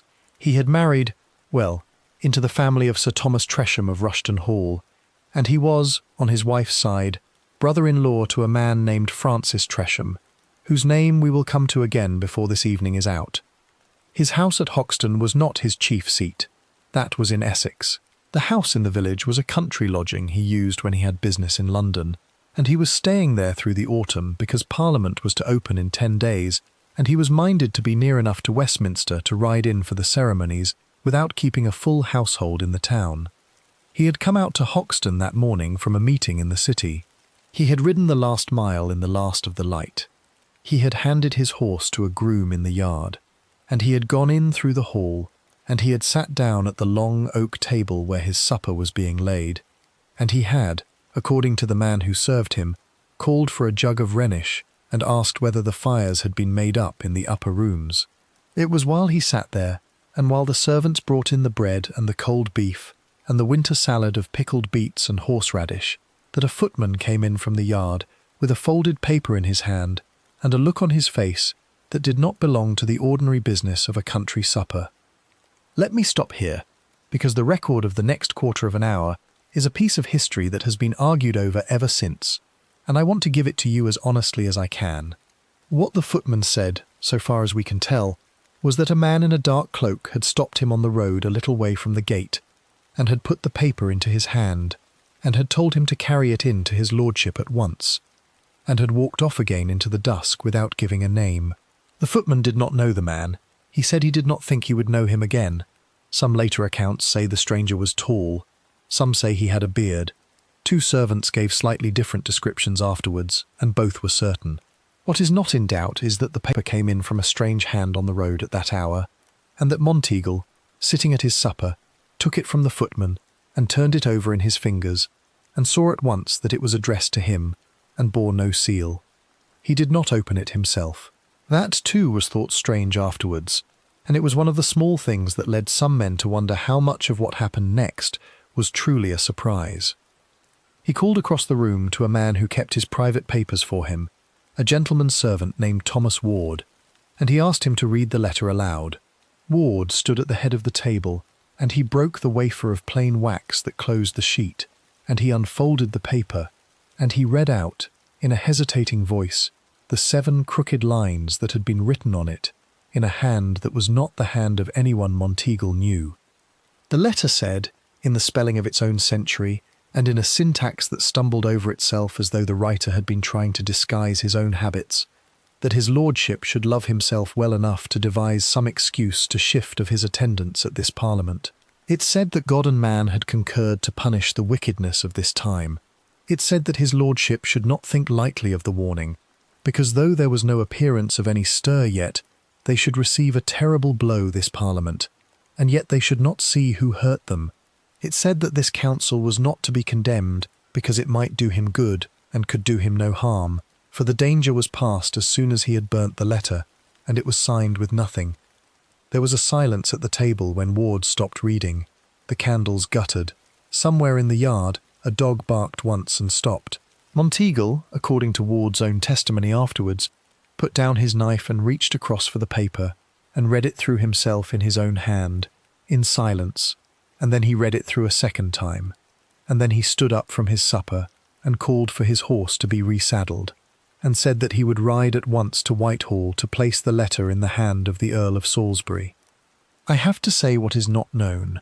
I have to say it because the whole of what follows in the story of the plot turns on it, and because a historian who pretends to know the answer to it is a historian you should not trust. We do not know who wrote the letter. It has been laid, at various times over the last 400 years, at the door of 6 different men. It has been laid at the door of Francis Tresham, Monteagle's own brother-in-law, who had been sworn into the plot only 2 weeks before, and who had reason enough to want Monteagle out of the chamber on the 5th. It has been laid at the door of another kinsman, a plotter named Thomas Wintour, though the case against him is thin. It has been laid, by some very determined writers, at the door of Salisbury himself, on the argument that the whole letter was a device manufactured in the office of the King's chief minister to give him a pretext for a search he had already meant to make. And it has been laid, by others equally determined, at the door of Monteagle himself, on the argument that a man forewarned in some other quieter way had written the letter to himself so as to have something to show. No one of these arguments has ever quite carried the day. The paper itself survives, in the archive of the state, and I have never worked out from looking at it which of the men it was meant to save and which it was meant to destroy. 2 Catholic scholars gave slightly different accounts, and both were certain. The record does not settle it. What is not in doubt is that within the hour, and while the plates on his supper table were still warm, Monteagle was on the road to Whitehall with the letter in a satchel at his hip, and that within the hour after that, he was standing in a candle-lit chamber of the palace and putting the paper into the hands of Robert Cecil, 1st Earl of Salisbury, Principal Secretary of State to the King. Salisbury was, in that late autumn, in the middle of his 40s, and he was the most watchful mind in the kingdom. He had been born with a curvature of the spine that had left him small in stature and awkward in his bearing, and he had, all his life, made up for it with a patience so long and a memory so exact that no man of business in Europe cared to be his adversary. He read the letter through by candlelight, in his own hand, without moving his face. He asked Monteagle 2 or 3 quiet questions about the manner of its delivery and the look of the messenger. He thanked him. He kept the paper. We have to leave Monteagle to ride back out to Hoxton in the dark and stay with Salisbury for a moment longer, because what he did next mattered more than any single act in the whole story. He did not, that night, go to the King. The King was down at Royston with a hunting party, and would not be back at Whitehall for 4 days. Salisbury did not send after him. He did not, that night, order any search of the palace precincts. He did not, that night, tell any officer of the guard to go down and try any cellar door beneath the House of Lords. What he did, quietly, over the following 2 or 3 days, was show the letter to 2 or 3 other members of the Privy Council and take their opinion on it, and then wait for the king's return. I want to stop for a sentence or two and let the host have done a little of the work. I have stood, once, in the room in the National Archives at Kew, where the Monteagle letter is kept in a temperature-controlled case, and it is a very ordinary piece of paper. It is a single sheet, folded twice. The ink has gone brown.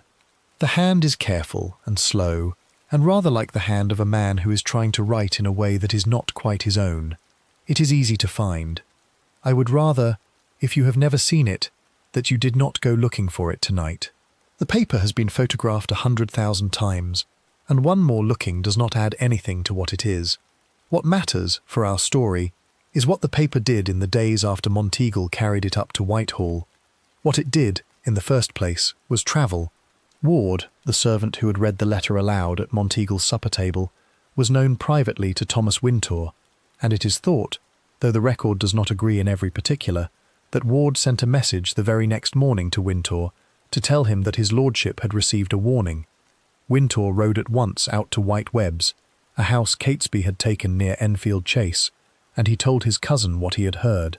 Catesby, on hearing it, is said to have gone very still, and to have called at once for Francis Tresham, and to have accused him, in a plain room in a plain house on the edge of the forest, of having written the letter to his own brother-in-law to keep him out of the chamber. Tresham denied it. He denied it with tears. He denied it with an oath upon a crucifix that Father Garnet had given him. Catesby, who had ridden with Tresham in Essex's Rising and who knew him as a man who had never held his tongue when he was frightened, was not persuaded, and there was a moment in that room, according to a confession Wintour would later give at the Tower, when Catesby drew his dagger and Tresham fell to his knees and swore again upon his soul, and the moment passed. But it did not pass entirely. The plot had a crack in it now, and the crack ran through the middle of the plotters, and every one of them knew it. They spoke then, that night at White Webb's, of abandoning the work. Some of them wanted to. Catesby did not. He argued, in the way he had argued in the upstairs room at the Duck and Drake, that the letter was so vague and its language so full of pieties that no one who read it would think of a mine of powder beneath the House of Lords, and that the search, if a search was made at all, would be a formal walk through the upper rooms with a lantern and would find nothing. He argued that they had spent nearly 2 years and the whole of their fortunes upon this thing, and that to turn back now was to turn back forever, and to leave the old religion in England to die by inches for another generation. He asked them, one by one, whether they would stand or run, and one by one, in that plain room, with the wind of a late October night in the elms outside and the news of the letter fresh in their minds, they said that they would stand. They sent word back to London. They sent it, above all, to the little house in Parliament Place, and to the man who was keeping the door of the cellar beside the House of Lords. Fawkes received the message on the last day of October. He read it in the parlour above the cellar by the light of a tallow candle. He was told that a warning had been sent, that its language was vague, that the plot was thought still safe, and that he was to keep his station, and to be ready, as he had always been ready, for the morning of the 5th.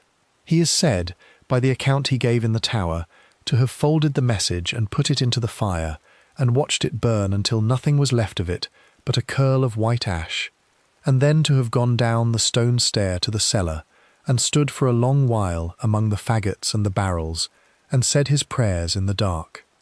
He did not know, and could not have known, that on the very morning of the 1st of November, at Whitehall, the King had at last come back from Royston, and had been shown the Monteagle letter across a table in his private closet by the Earl of Salisbury, and had read it through twice in his own hand, and had stopped at the words "a terrible blow," and had said aloud, in the flat vowels of his Scottish youth, that the phrase read to him like the language of powder.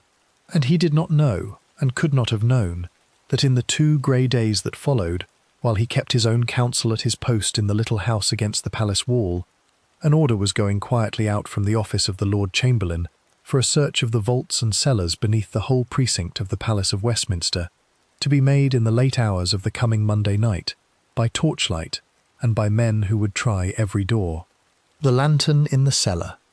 We have to leave Guy Fawkes at his lantern in the cellar for another few hours, you and I, and go up river to Whitehall, because on the afternoon of Monday the 4th of November, in the year 1605, the machinery of the state at last began to move against the thing he had been keeping down there in the dark since August. The tide was out. The palace wharves stood high above the mud of the river. In the king's private closet, at the far end of the long gallery, 4 men were sitting around a table on which lay a folded sheet of paper and a candle and a plate of Kentish apples that no one had touched. The king had asked for the Earl of Suffolk to be sent for. Thomas Howard, 1st Earl of Suffolk, was, at that time, Lord Chamberlain of the household, and it fell to him, by the rules of the palace, to have oversight of the physical fabric of the Palace of Westminster, its chambers and its lodgings and its vaults, and to arrange whatever fires and hangings and furniture were needed for the opening of Parliament on the morning after next.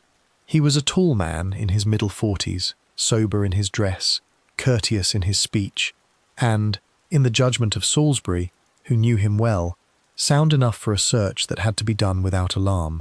It was decided, over the apples and the candle, that Suffolk would go down that afternoon, in company with Lord Monteagle himself, and would walk the whole precinct of the palace from cellar to garret, on the ordinary pretext of inspecting the rooms before the king's arrival, and would look, in particular, at anything that had been let out to a private tenant. They went down by boat about 3 of the clock. The weather had turned raw, and there was a thin drizzle over the river, and the 2 men wore their cloaks up around their faces as their oarsmen brought them in at the palace stairs. They landed. They walked in through the yard where Fawkes, in another life, had drawn water from the pump at dawn. They climbed the wide stone steps to the upper rooms. Suffolk led.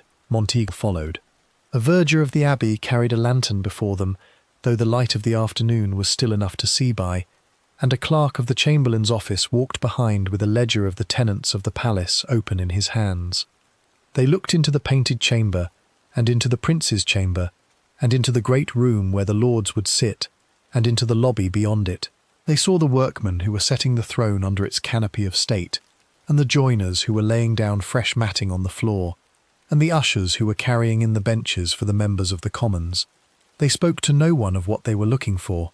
They came down the stair on the far side, and they walked the length of the arcade beneath the House of Lords, past the doors of the wine merchants and the coal dealers whose stores had grown up in those old rooms over the years, and they came at last to a heavy door at the end of the arcade that stood shut and bolted from within, and painted a dull red where the paint had not flaked away. The clerk consulted his ledger. He said the room beyond that door was leased to Master Thomas Percy, gentleman pensioner, for the use of his household coal, and was kept by a serving man of his named John Johnson. Suffolk knocked. There was a pause. And then the door was drawn open from the inside by a tall man in a russet cloak, with a broad-brimmed hat pulled down over his brow, and a lantern held low in his left hand. I have to say what is not known, because the record of the next few minutes has come down to us in 3 different accounts, by 3 different men, and no 2 of them agree in every particular.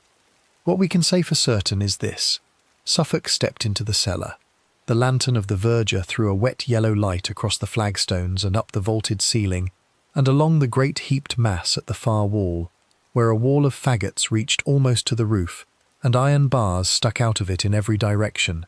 Suffolk looked at the wood, and he looked at the iron, and he looked at the man in the cloak. He asked, in the unhurried way of a great officer of state making conversation with a household servant, whose store this was, and what it was for, and how it came to be so very high a heap of fuel for one gentleman's fire. The man in the cloak answered in the speech of a countryman.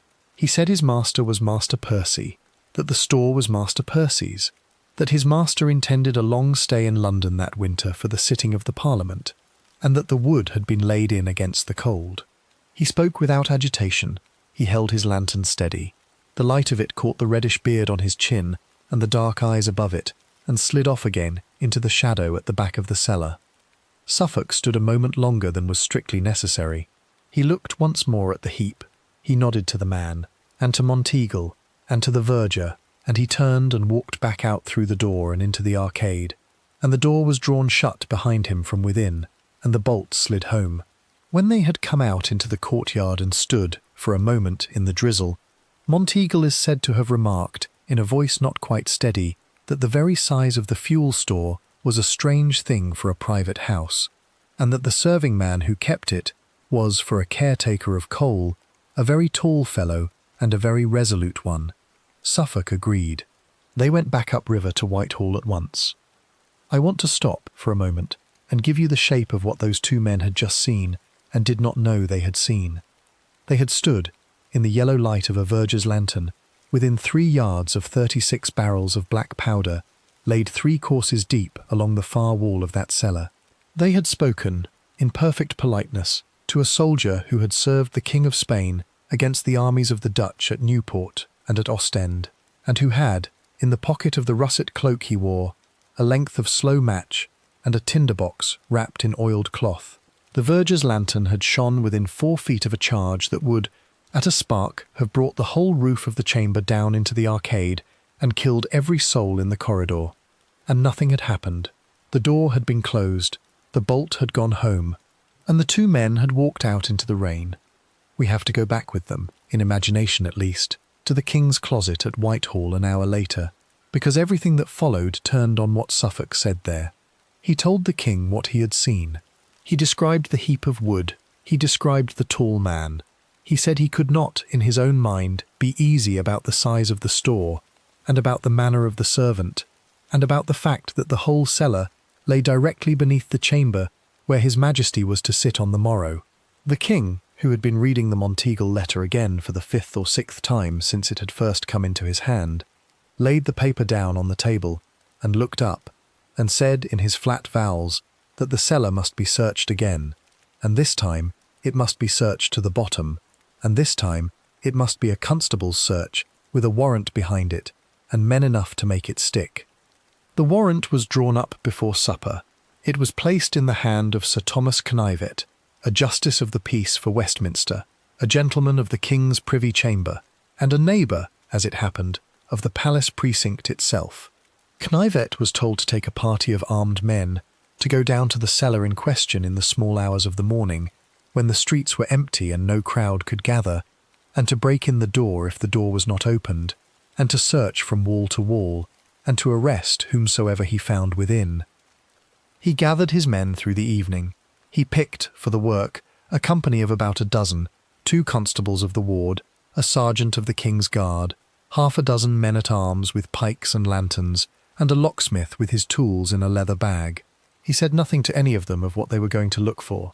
He told them only that a warrant had been issued for the search of a certain vault beneath the House of Lords, and that they were to follow him without noise and without questions, and to lay hands on any man who resisted. They set out from the yard of Knivet's own house a little after 11 of the clock. The night was cold, and there was a hard frost coming down over the roofs of Westminster, and the water of the river had begun to steam in the still air. They walked in twos with their lanterns shielded along the narrow lanes between the tenements and the tavern signs and the shuttered fronts of the merchants' houses of Old Palace Yard. They passed the doors of St. Margaret's Church, where a single lamp burned in the porch. They passed the corner where the House of Parliament Place stood dark against the sky, and they came, at some hour between midnight and 1, to the head of the stone steps that led down to the arcade beneath the House of Lords. They went down in silence. The steps were slick with frost. The vaulting above their heads was black.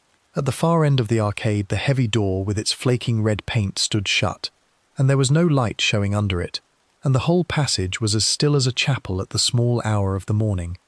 Knivet held up his hand for his men to stop. He set the sergeant of the guard on one side of the door and a constable on the other, and he stepped forward himself and lifted his fist to knock. He did not knock, because at that exact moment, and in the exact instant that his knuckles moved toward the wood, the door was drawn open from within, and in the frame of the doorway, with a lantern held low at his hip, and a broad-brimmed hat pulled down over his brow, and a russet cloak thrown around his shoulders against the cold, stood the man Suffolk had spoken to that afternoon. He was on his way out. That is the thing that has to be understood, and that has never been much disputed by any of the writers who came after.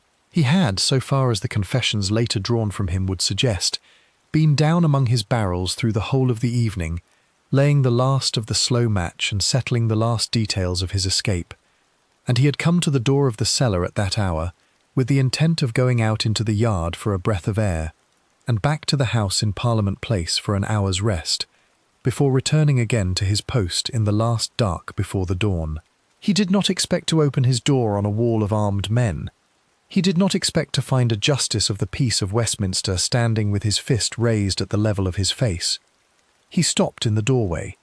The lantern in his hand trembled once and steadied. Knivet did what a courteous man does when he means to make an arrest without a fight. He asked the man his name. The man said, in the same countryman's speech he had used to Suffolk in the afternoon, that his name was John Johnson, servant to Master Thomas Percy of the King's Chamber. Knivet asked what business he had in the cellar at that hour. The man said he had been about his master's fuel and was going out for the night.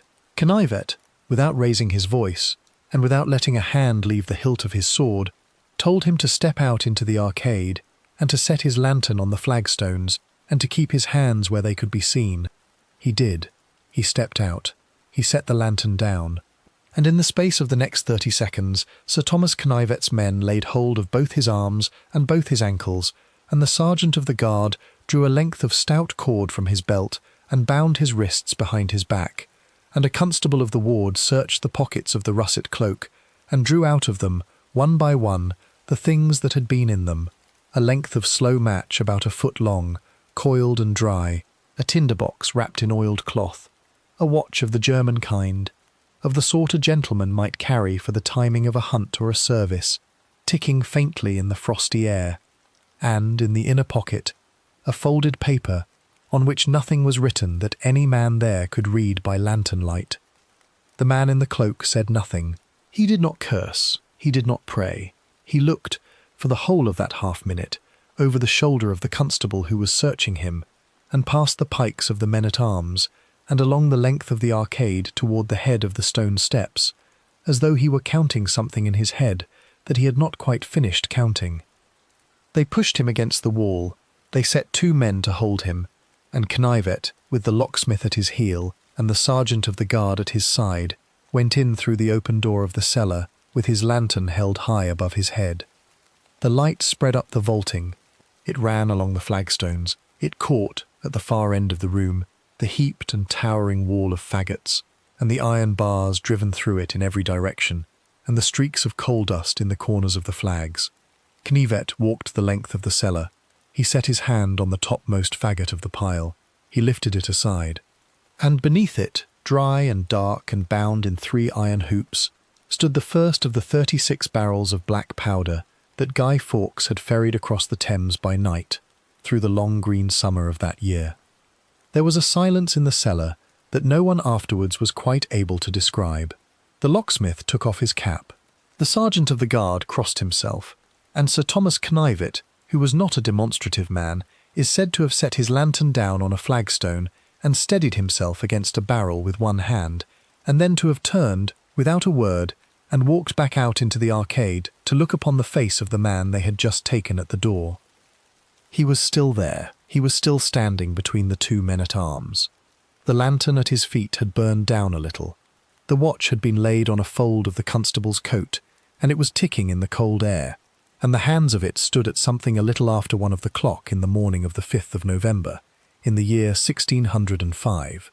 A horse was being brought up already at the head of the steps, and a message was going out ahead of him through the frozen streets, and the first grey line of a winter dawn was still some hours away over the roofs of Westminster, when the man who had called himself John Johnson was lifted onto the horse and bound to its saddle and turned north by the river road for the long ride, in the cold and in silence, up toward the stone gates and the black water of the Tower. The Tower and the rack. We have to ride north with him now, you and I, along the frozen river road in the last hours of a November night, because the man who had called himself John Johnson was not yet Guy Fawkes to any officer of the Crown, and the road he was travelling would not give him back that name for another 3 days. The horse under him was a strong bay from the King's stables. His wrists were bound behind him with a length of stout cord and passed once around the pommel of the saddle. A sergeant of the guard rode at his stirrup on one side, and a constable of Westminster Ward rode at the other, and behind them came 4 men-at-arms with their pikes across their laps and their lanterns tied to the withers of their horses. The road ran along the north bank of the Thames, past the wharves of the Temple, and past the water gate of Somerset House, and past the low huddle of the villages that grew up along the river between Whitehall and the city. There was no moon. There was frost on the reeds at Blackfriars Stairs. The river was a black line under the paler line of the sky. They came up to the outer gate of the tower a little before 3 of the clock. The bell of the White Tower struck the hour as they crossed the Lion Gate, and again as they crossed the moat, and again as they came in through the Byward Gate under the portcullis, and by the 3rd stroke the man on the horse had been lifted down and set upon his feet on the cobbles of the outer ward. He was taken across the yard to the door of the Bloody Tower, and up a short stone stair, and through an oak door into a room he had never seen before, and would not leave again except to walk to his death. Let me stop here and say what is not known. We do not know what Guy Fawkes was thinking during that ride. He gave no speech at the gate. He said nothing to his guards on the road. The confessions later drawn from him at the desk of the lieutenant tell us a great deal about what he had done, and almost nothing about what he had felt, and the men who watched him afterwards agreed only that he was, in the phrase Sir William Ward would use in a letter to Salisbury, a man of good courage and of great obstinacy. What his private mind held between the arrest at the cellar door and the first questioning in the lieutenant's parlour, no scribe ever wrote down. The lieutenant of the Tower, in the year 1605, was Sir William Ward.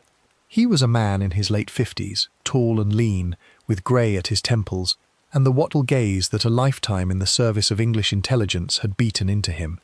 He had ridden with Sir Francis Walsingham in his youth. He had questioned Jesuits under the old Queen. He knew every stone of the fortress in which he now served, and he knew every device that had ever been kept in its lower rooms for the loosening of a stubborn tongue.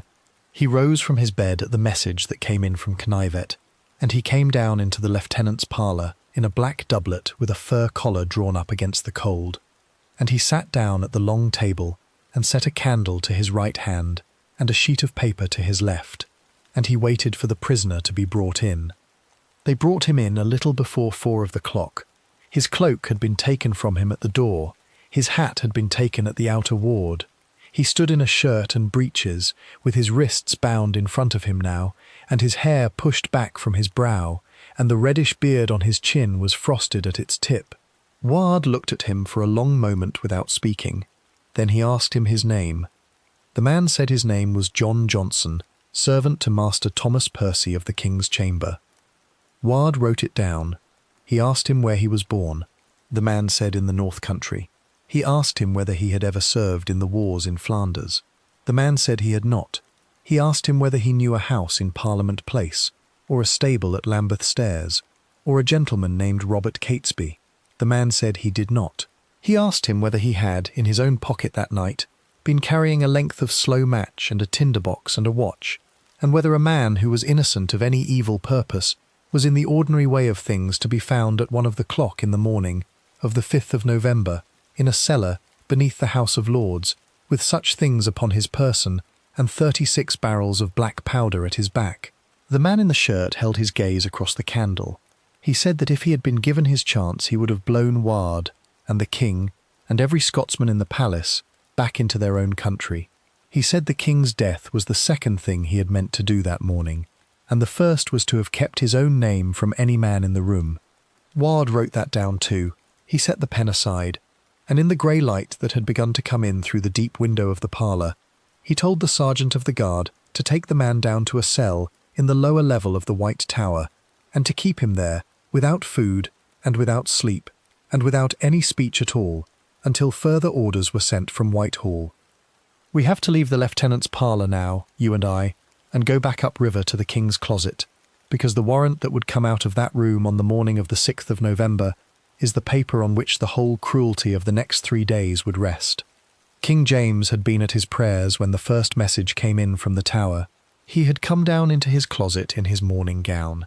He had read Knivet's report and Vard's report, and the constable's inventory of the pockets of the prisoner, and he had, in his own hand, drawn up the instructions that were to be sent back down river before noon.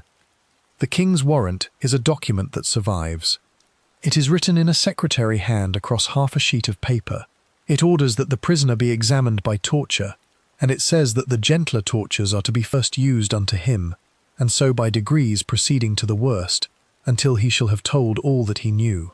It is signed with the king's own initials, and that phrase, the gentler tortures first, and so by degrees, is the phrase that would be spoken over the body of Guy Fawkes for the next 3 days. I want to say what those words mean, because if I give them to you only in the shape they were written, you will not know what was done. The gentler tortures, in the vocabulary of the Tower, in the reign of King James, meant the manacles. The manacles were iron rings that closed around the wrists of a man and hung him from a beam above the floor of a cell, with the tips of his toes just off the stone, so that the whole weight of his body pulled downward on his arms. A man could hang in the manacles for an hour before he lost the feeling in his hands. He could hang for 2 hours before the joints of his shoulders began to give. He could hang for 3 or 4 before he lost his reason. The gentler tortures took a long time, and they left few marks that a magistrate would think of afterwards. The worst, when the king's warrant permitted, meant the rack. The rack was a wooden frame with rollers at either end. A man was laid upon it, and his ankles were bound to the lower rollers, and his wrists to the upper, and the rollers were turned by handles at each side. The joints of a man on the rack came apart in a certain order, always the same order, always slowly, and the men who worked the machine had been trained to stop between each turn of the handle and to ask the same question again. The gentler tortures were used upon Guy Fawkes first, on the 6th and the 7th of November, in the lower level of the White Tower. He hung from the manacles for what one of the guards would later say was the whole of a morning and the whole of an afternoon. He said nothing that Ward wrote down. He said once that his name was John Johnson. He said once that he had no accomplice. He said once that the king had made himself king of a country that had not asked him to come, and that he had meant no more than to blow the Scottish beggars back to their own mountains. And then he said nothing at all. On the evening of the 7th, the manacles were taken off him. He was carried back to his cell. He was given a piece of bread and a cup of water. He was allowed, for the first time in 2 days, to lie down. And in the middle of the night, according to the account Ward would write for Salisbury the next morning, the prisoner asked, without being asked anything, whether it might now be permitted him to write down what he knew, if a pen and paper were brought to him. They were brought at once. He asked to be sat up on the edge of his cot.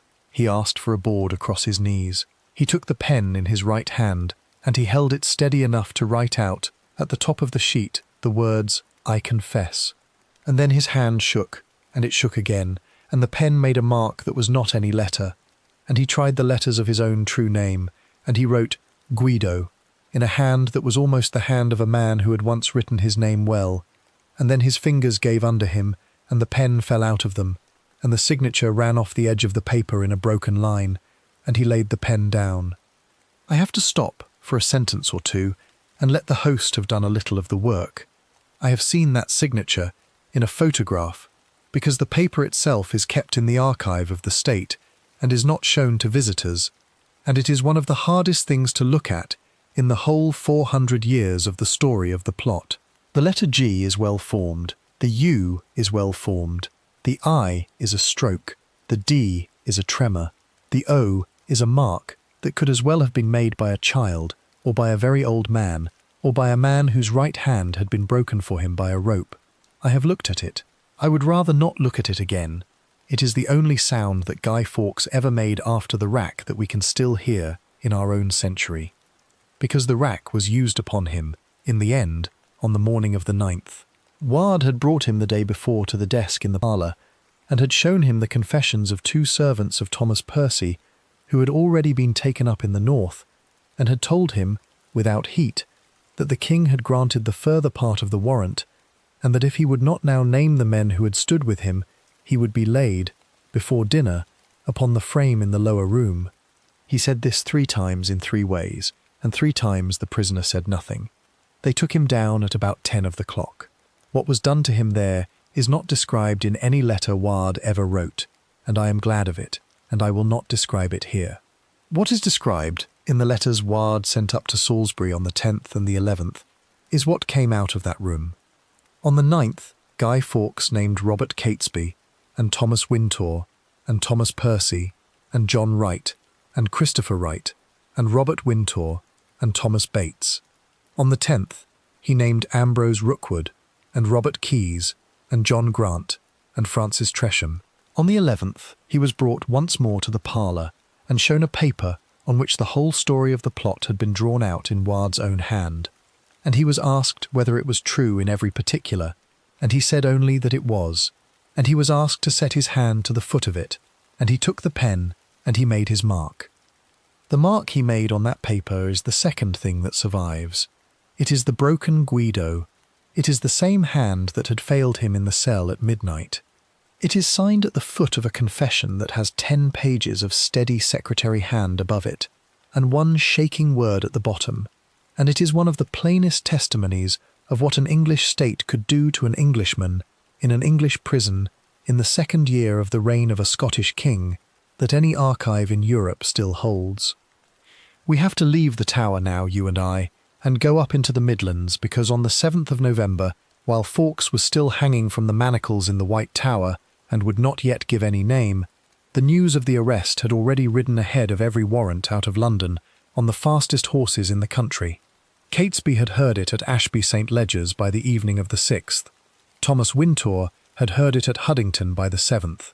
The plotters, or such of them as had not scattered into the woods and the hedges of Warwickshire and Worcestershire, had made their way, in 2s and 3s, to a stone house in the flat wet country east of Wolverhampton called Holbesh, and they had barred the doors, and they had laid what powder they had left across a plate before a fire to dry, and a stray spark from the hearth had lifted the powder into the roof beam and blinded 2 of them where they stood. By the morning of the 8th of November, the Sheriff of Worcester was riding up the lane to Holbesh with 200 men behind him, and by the middle of that morning, Robert Catesby, who had first spoken the plan in the upstairs room of the Duck and Drake, was dead in the doorway of the house, with a musket ball in his chest, and a picture of Our Lady clasped in his hand. Thomas Percy fell beside him at the same shot. John Wright fell in the yard. Christopher Wright fell on the stair. Thomas Wintour, wounded in the shoulder and the belly, was taken alive, and was set on a horse still bleeding, and was turned south for the long road down toward the Tower. And in a lower room of the White Tower, on the evening of the 11th of November, in the year 1605, Sir William Ward sat down at his table, with a candle to his right hand and a sheet of paper to his left, and he began to write out, in a secretary hand, the list of the men who would be tried in the Great Hall of Westminster in the last week of January, and the order in which they would be dragged upon hurdles through the frozen streets to their deaths. The scaffold and the silence. We have to leave the lower rooms of the White Tower now, you and I, and come out into the last week of January, in the year 1606, because the men whose names Sir William Ward had written down by candlelight in November had, through the whole of a wet and cold Christmas, been kept apart in their cells, and the trial for which they had been kept was set for the morning of the 27th of that month, in the Great Hall of Westminster, before a special commission of the peers of the realm and the judges of the King's Bench. The hall had been made ready. A raised platform had been set at the north end for the commissioners. A rail had been put up along the length of the floor for the prisoners, and a crowd such as no man then living had seen in that hall in his own lifetime had been let in through the great doors at first light, and had filled every bench and every stair and every arch of the vaulting to the roof. There were 8 prisoners in all. Guy Fawkes was one. Thomas Wintour, the man who had ridden bleeding out of Holbeck in November, was another. Robert Wintour, his elder brother, taken later in a barn in Staffordshire, was another. Ambrose Rookwood, who had brought fresh horses to the plotters at Dunchurch on the night of the discovery, was another. Robert Keyes, who had kept the powder at Lambeth through the summer, was another. John Grant, who had risen in arms in Warwickshire on the news of the arrest, was another. Thomas Bates, servant to Robert Catesby, who had followed his master into the plot and out of it, and into the doorway at Holbesh, was another. And Sir Everard Digby, a young gentleman of the Midlands who had brought his hunting party to Dunchurch as the cover for the rising in the north, was the eighth, and stood a little apart from the rest, because his part had been the last to begin, and would be the first in the end to be answered for. The indictment was read aloud in Latin, and then in English, by a clerk of the court whose voice carried the length of the hall and up into the roof. It named each man by name, and it named the plot by name, and it set out, in the plain, unhurried language of the law, that these men had conspired, upon a certain day and in a certain place, to blow up the king and the lords spiritual and temporal in their assembly, and to set fire to the palace, and to raise an army in the counties, and to make war upon the realm of England. Sir Edward Coke, who was Attorney General, rose from his bench and spoke for the Crown for the better part of 3 hours, and he laid out the story of the plot as it had been drawn out of the men in the Tower, and he named the tavern on the Strand, and the house in Parliament Place, and the cellar beneath the House of Lords, and the 36 barrels of powder in the corner behind the wall of faggots. I have to say what is not known, because the record of the trial has come down to us in more than one shape, and the accounts of the speeches the men made when they were asked whether they had anything to say for themselves do not quite agree in every particular. What is not in doubt is this: 7 of the 8 pleaded not guilty, though the evidence was so plain that the plea was little more than a form. Sir Everard Digby alone pleaded guilty, and asked only that the court would separate his cause from the causes of the other men, and would let him answer for what he himself had done, and not for what had been done under the palace at Westminster. The court would not. He was joined in the sentence with the rest, and by the fall of the winter dark on the 27th of January, the 8 men had been condemned, in the ancient formula of the law of treason, to be drawn upon a hurdle from the prison to the place of execution, and there to be hanged by the neck and cut down alive, and to be quartered while they yet lived, and to have their heads set upon the gates of the city.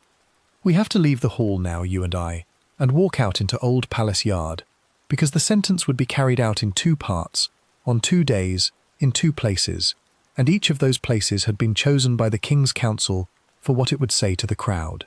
The first 4 men were to die on the morning of the 30th of January, in the churchyard of St. Paul's at the far end of the city.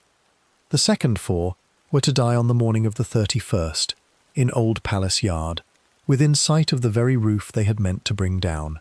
The first day was for the churchmen and the country gentry to see. The second day was for the Parliament itself.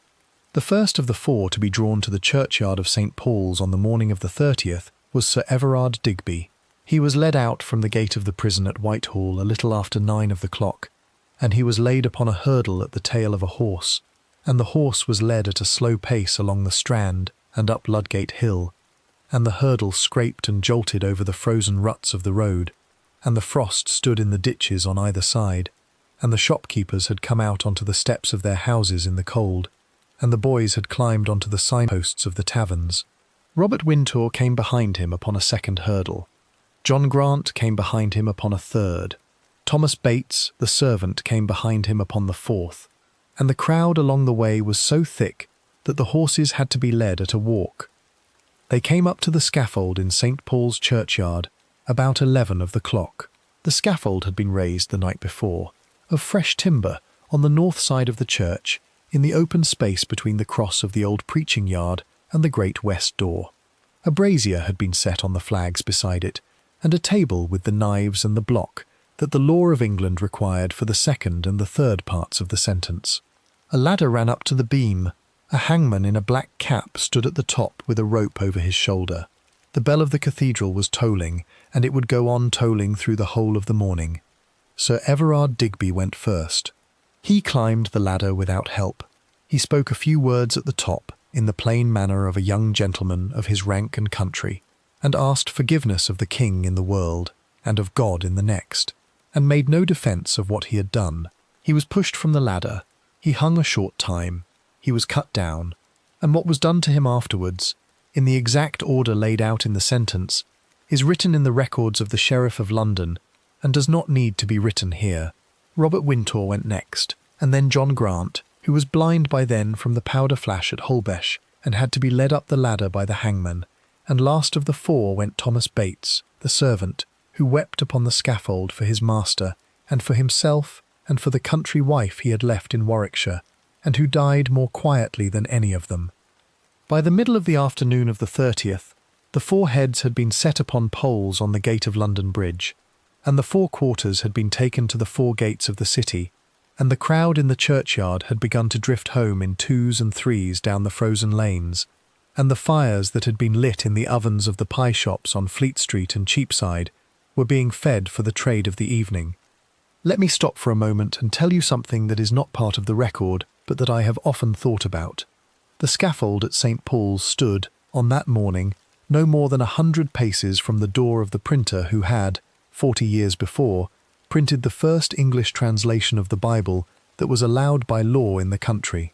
The old preaching cross was still there, the bookstalls were still there, the apprentices were leaning out of the upper windows of the same houses in which their grandfathers had sold Latin primers to the choir boys of the cathedral in the days of the old religion.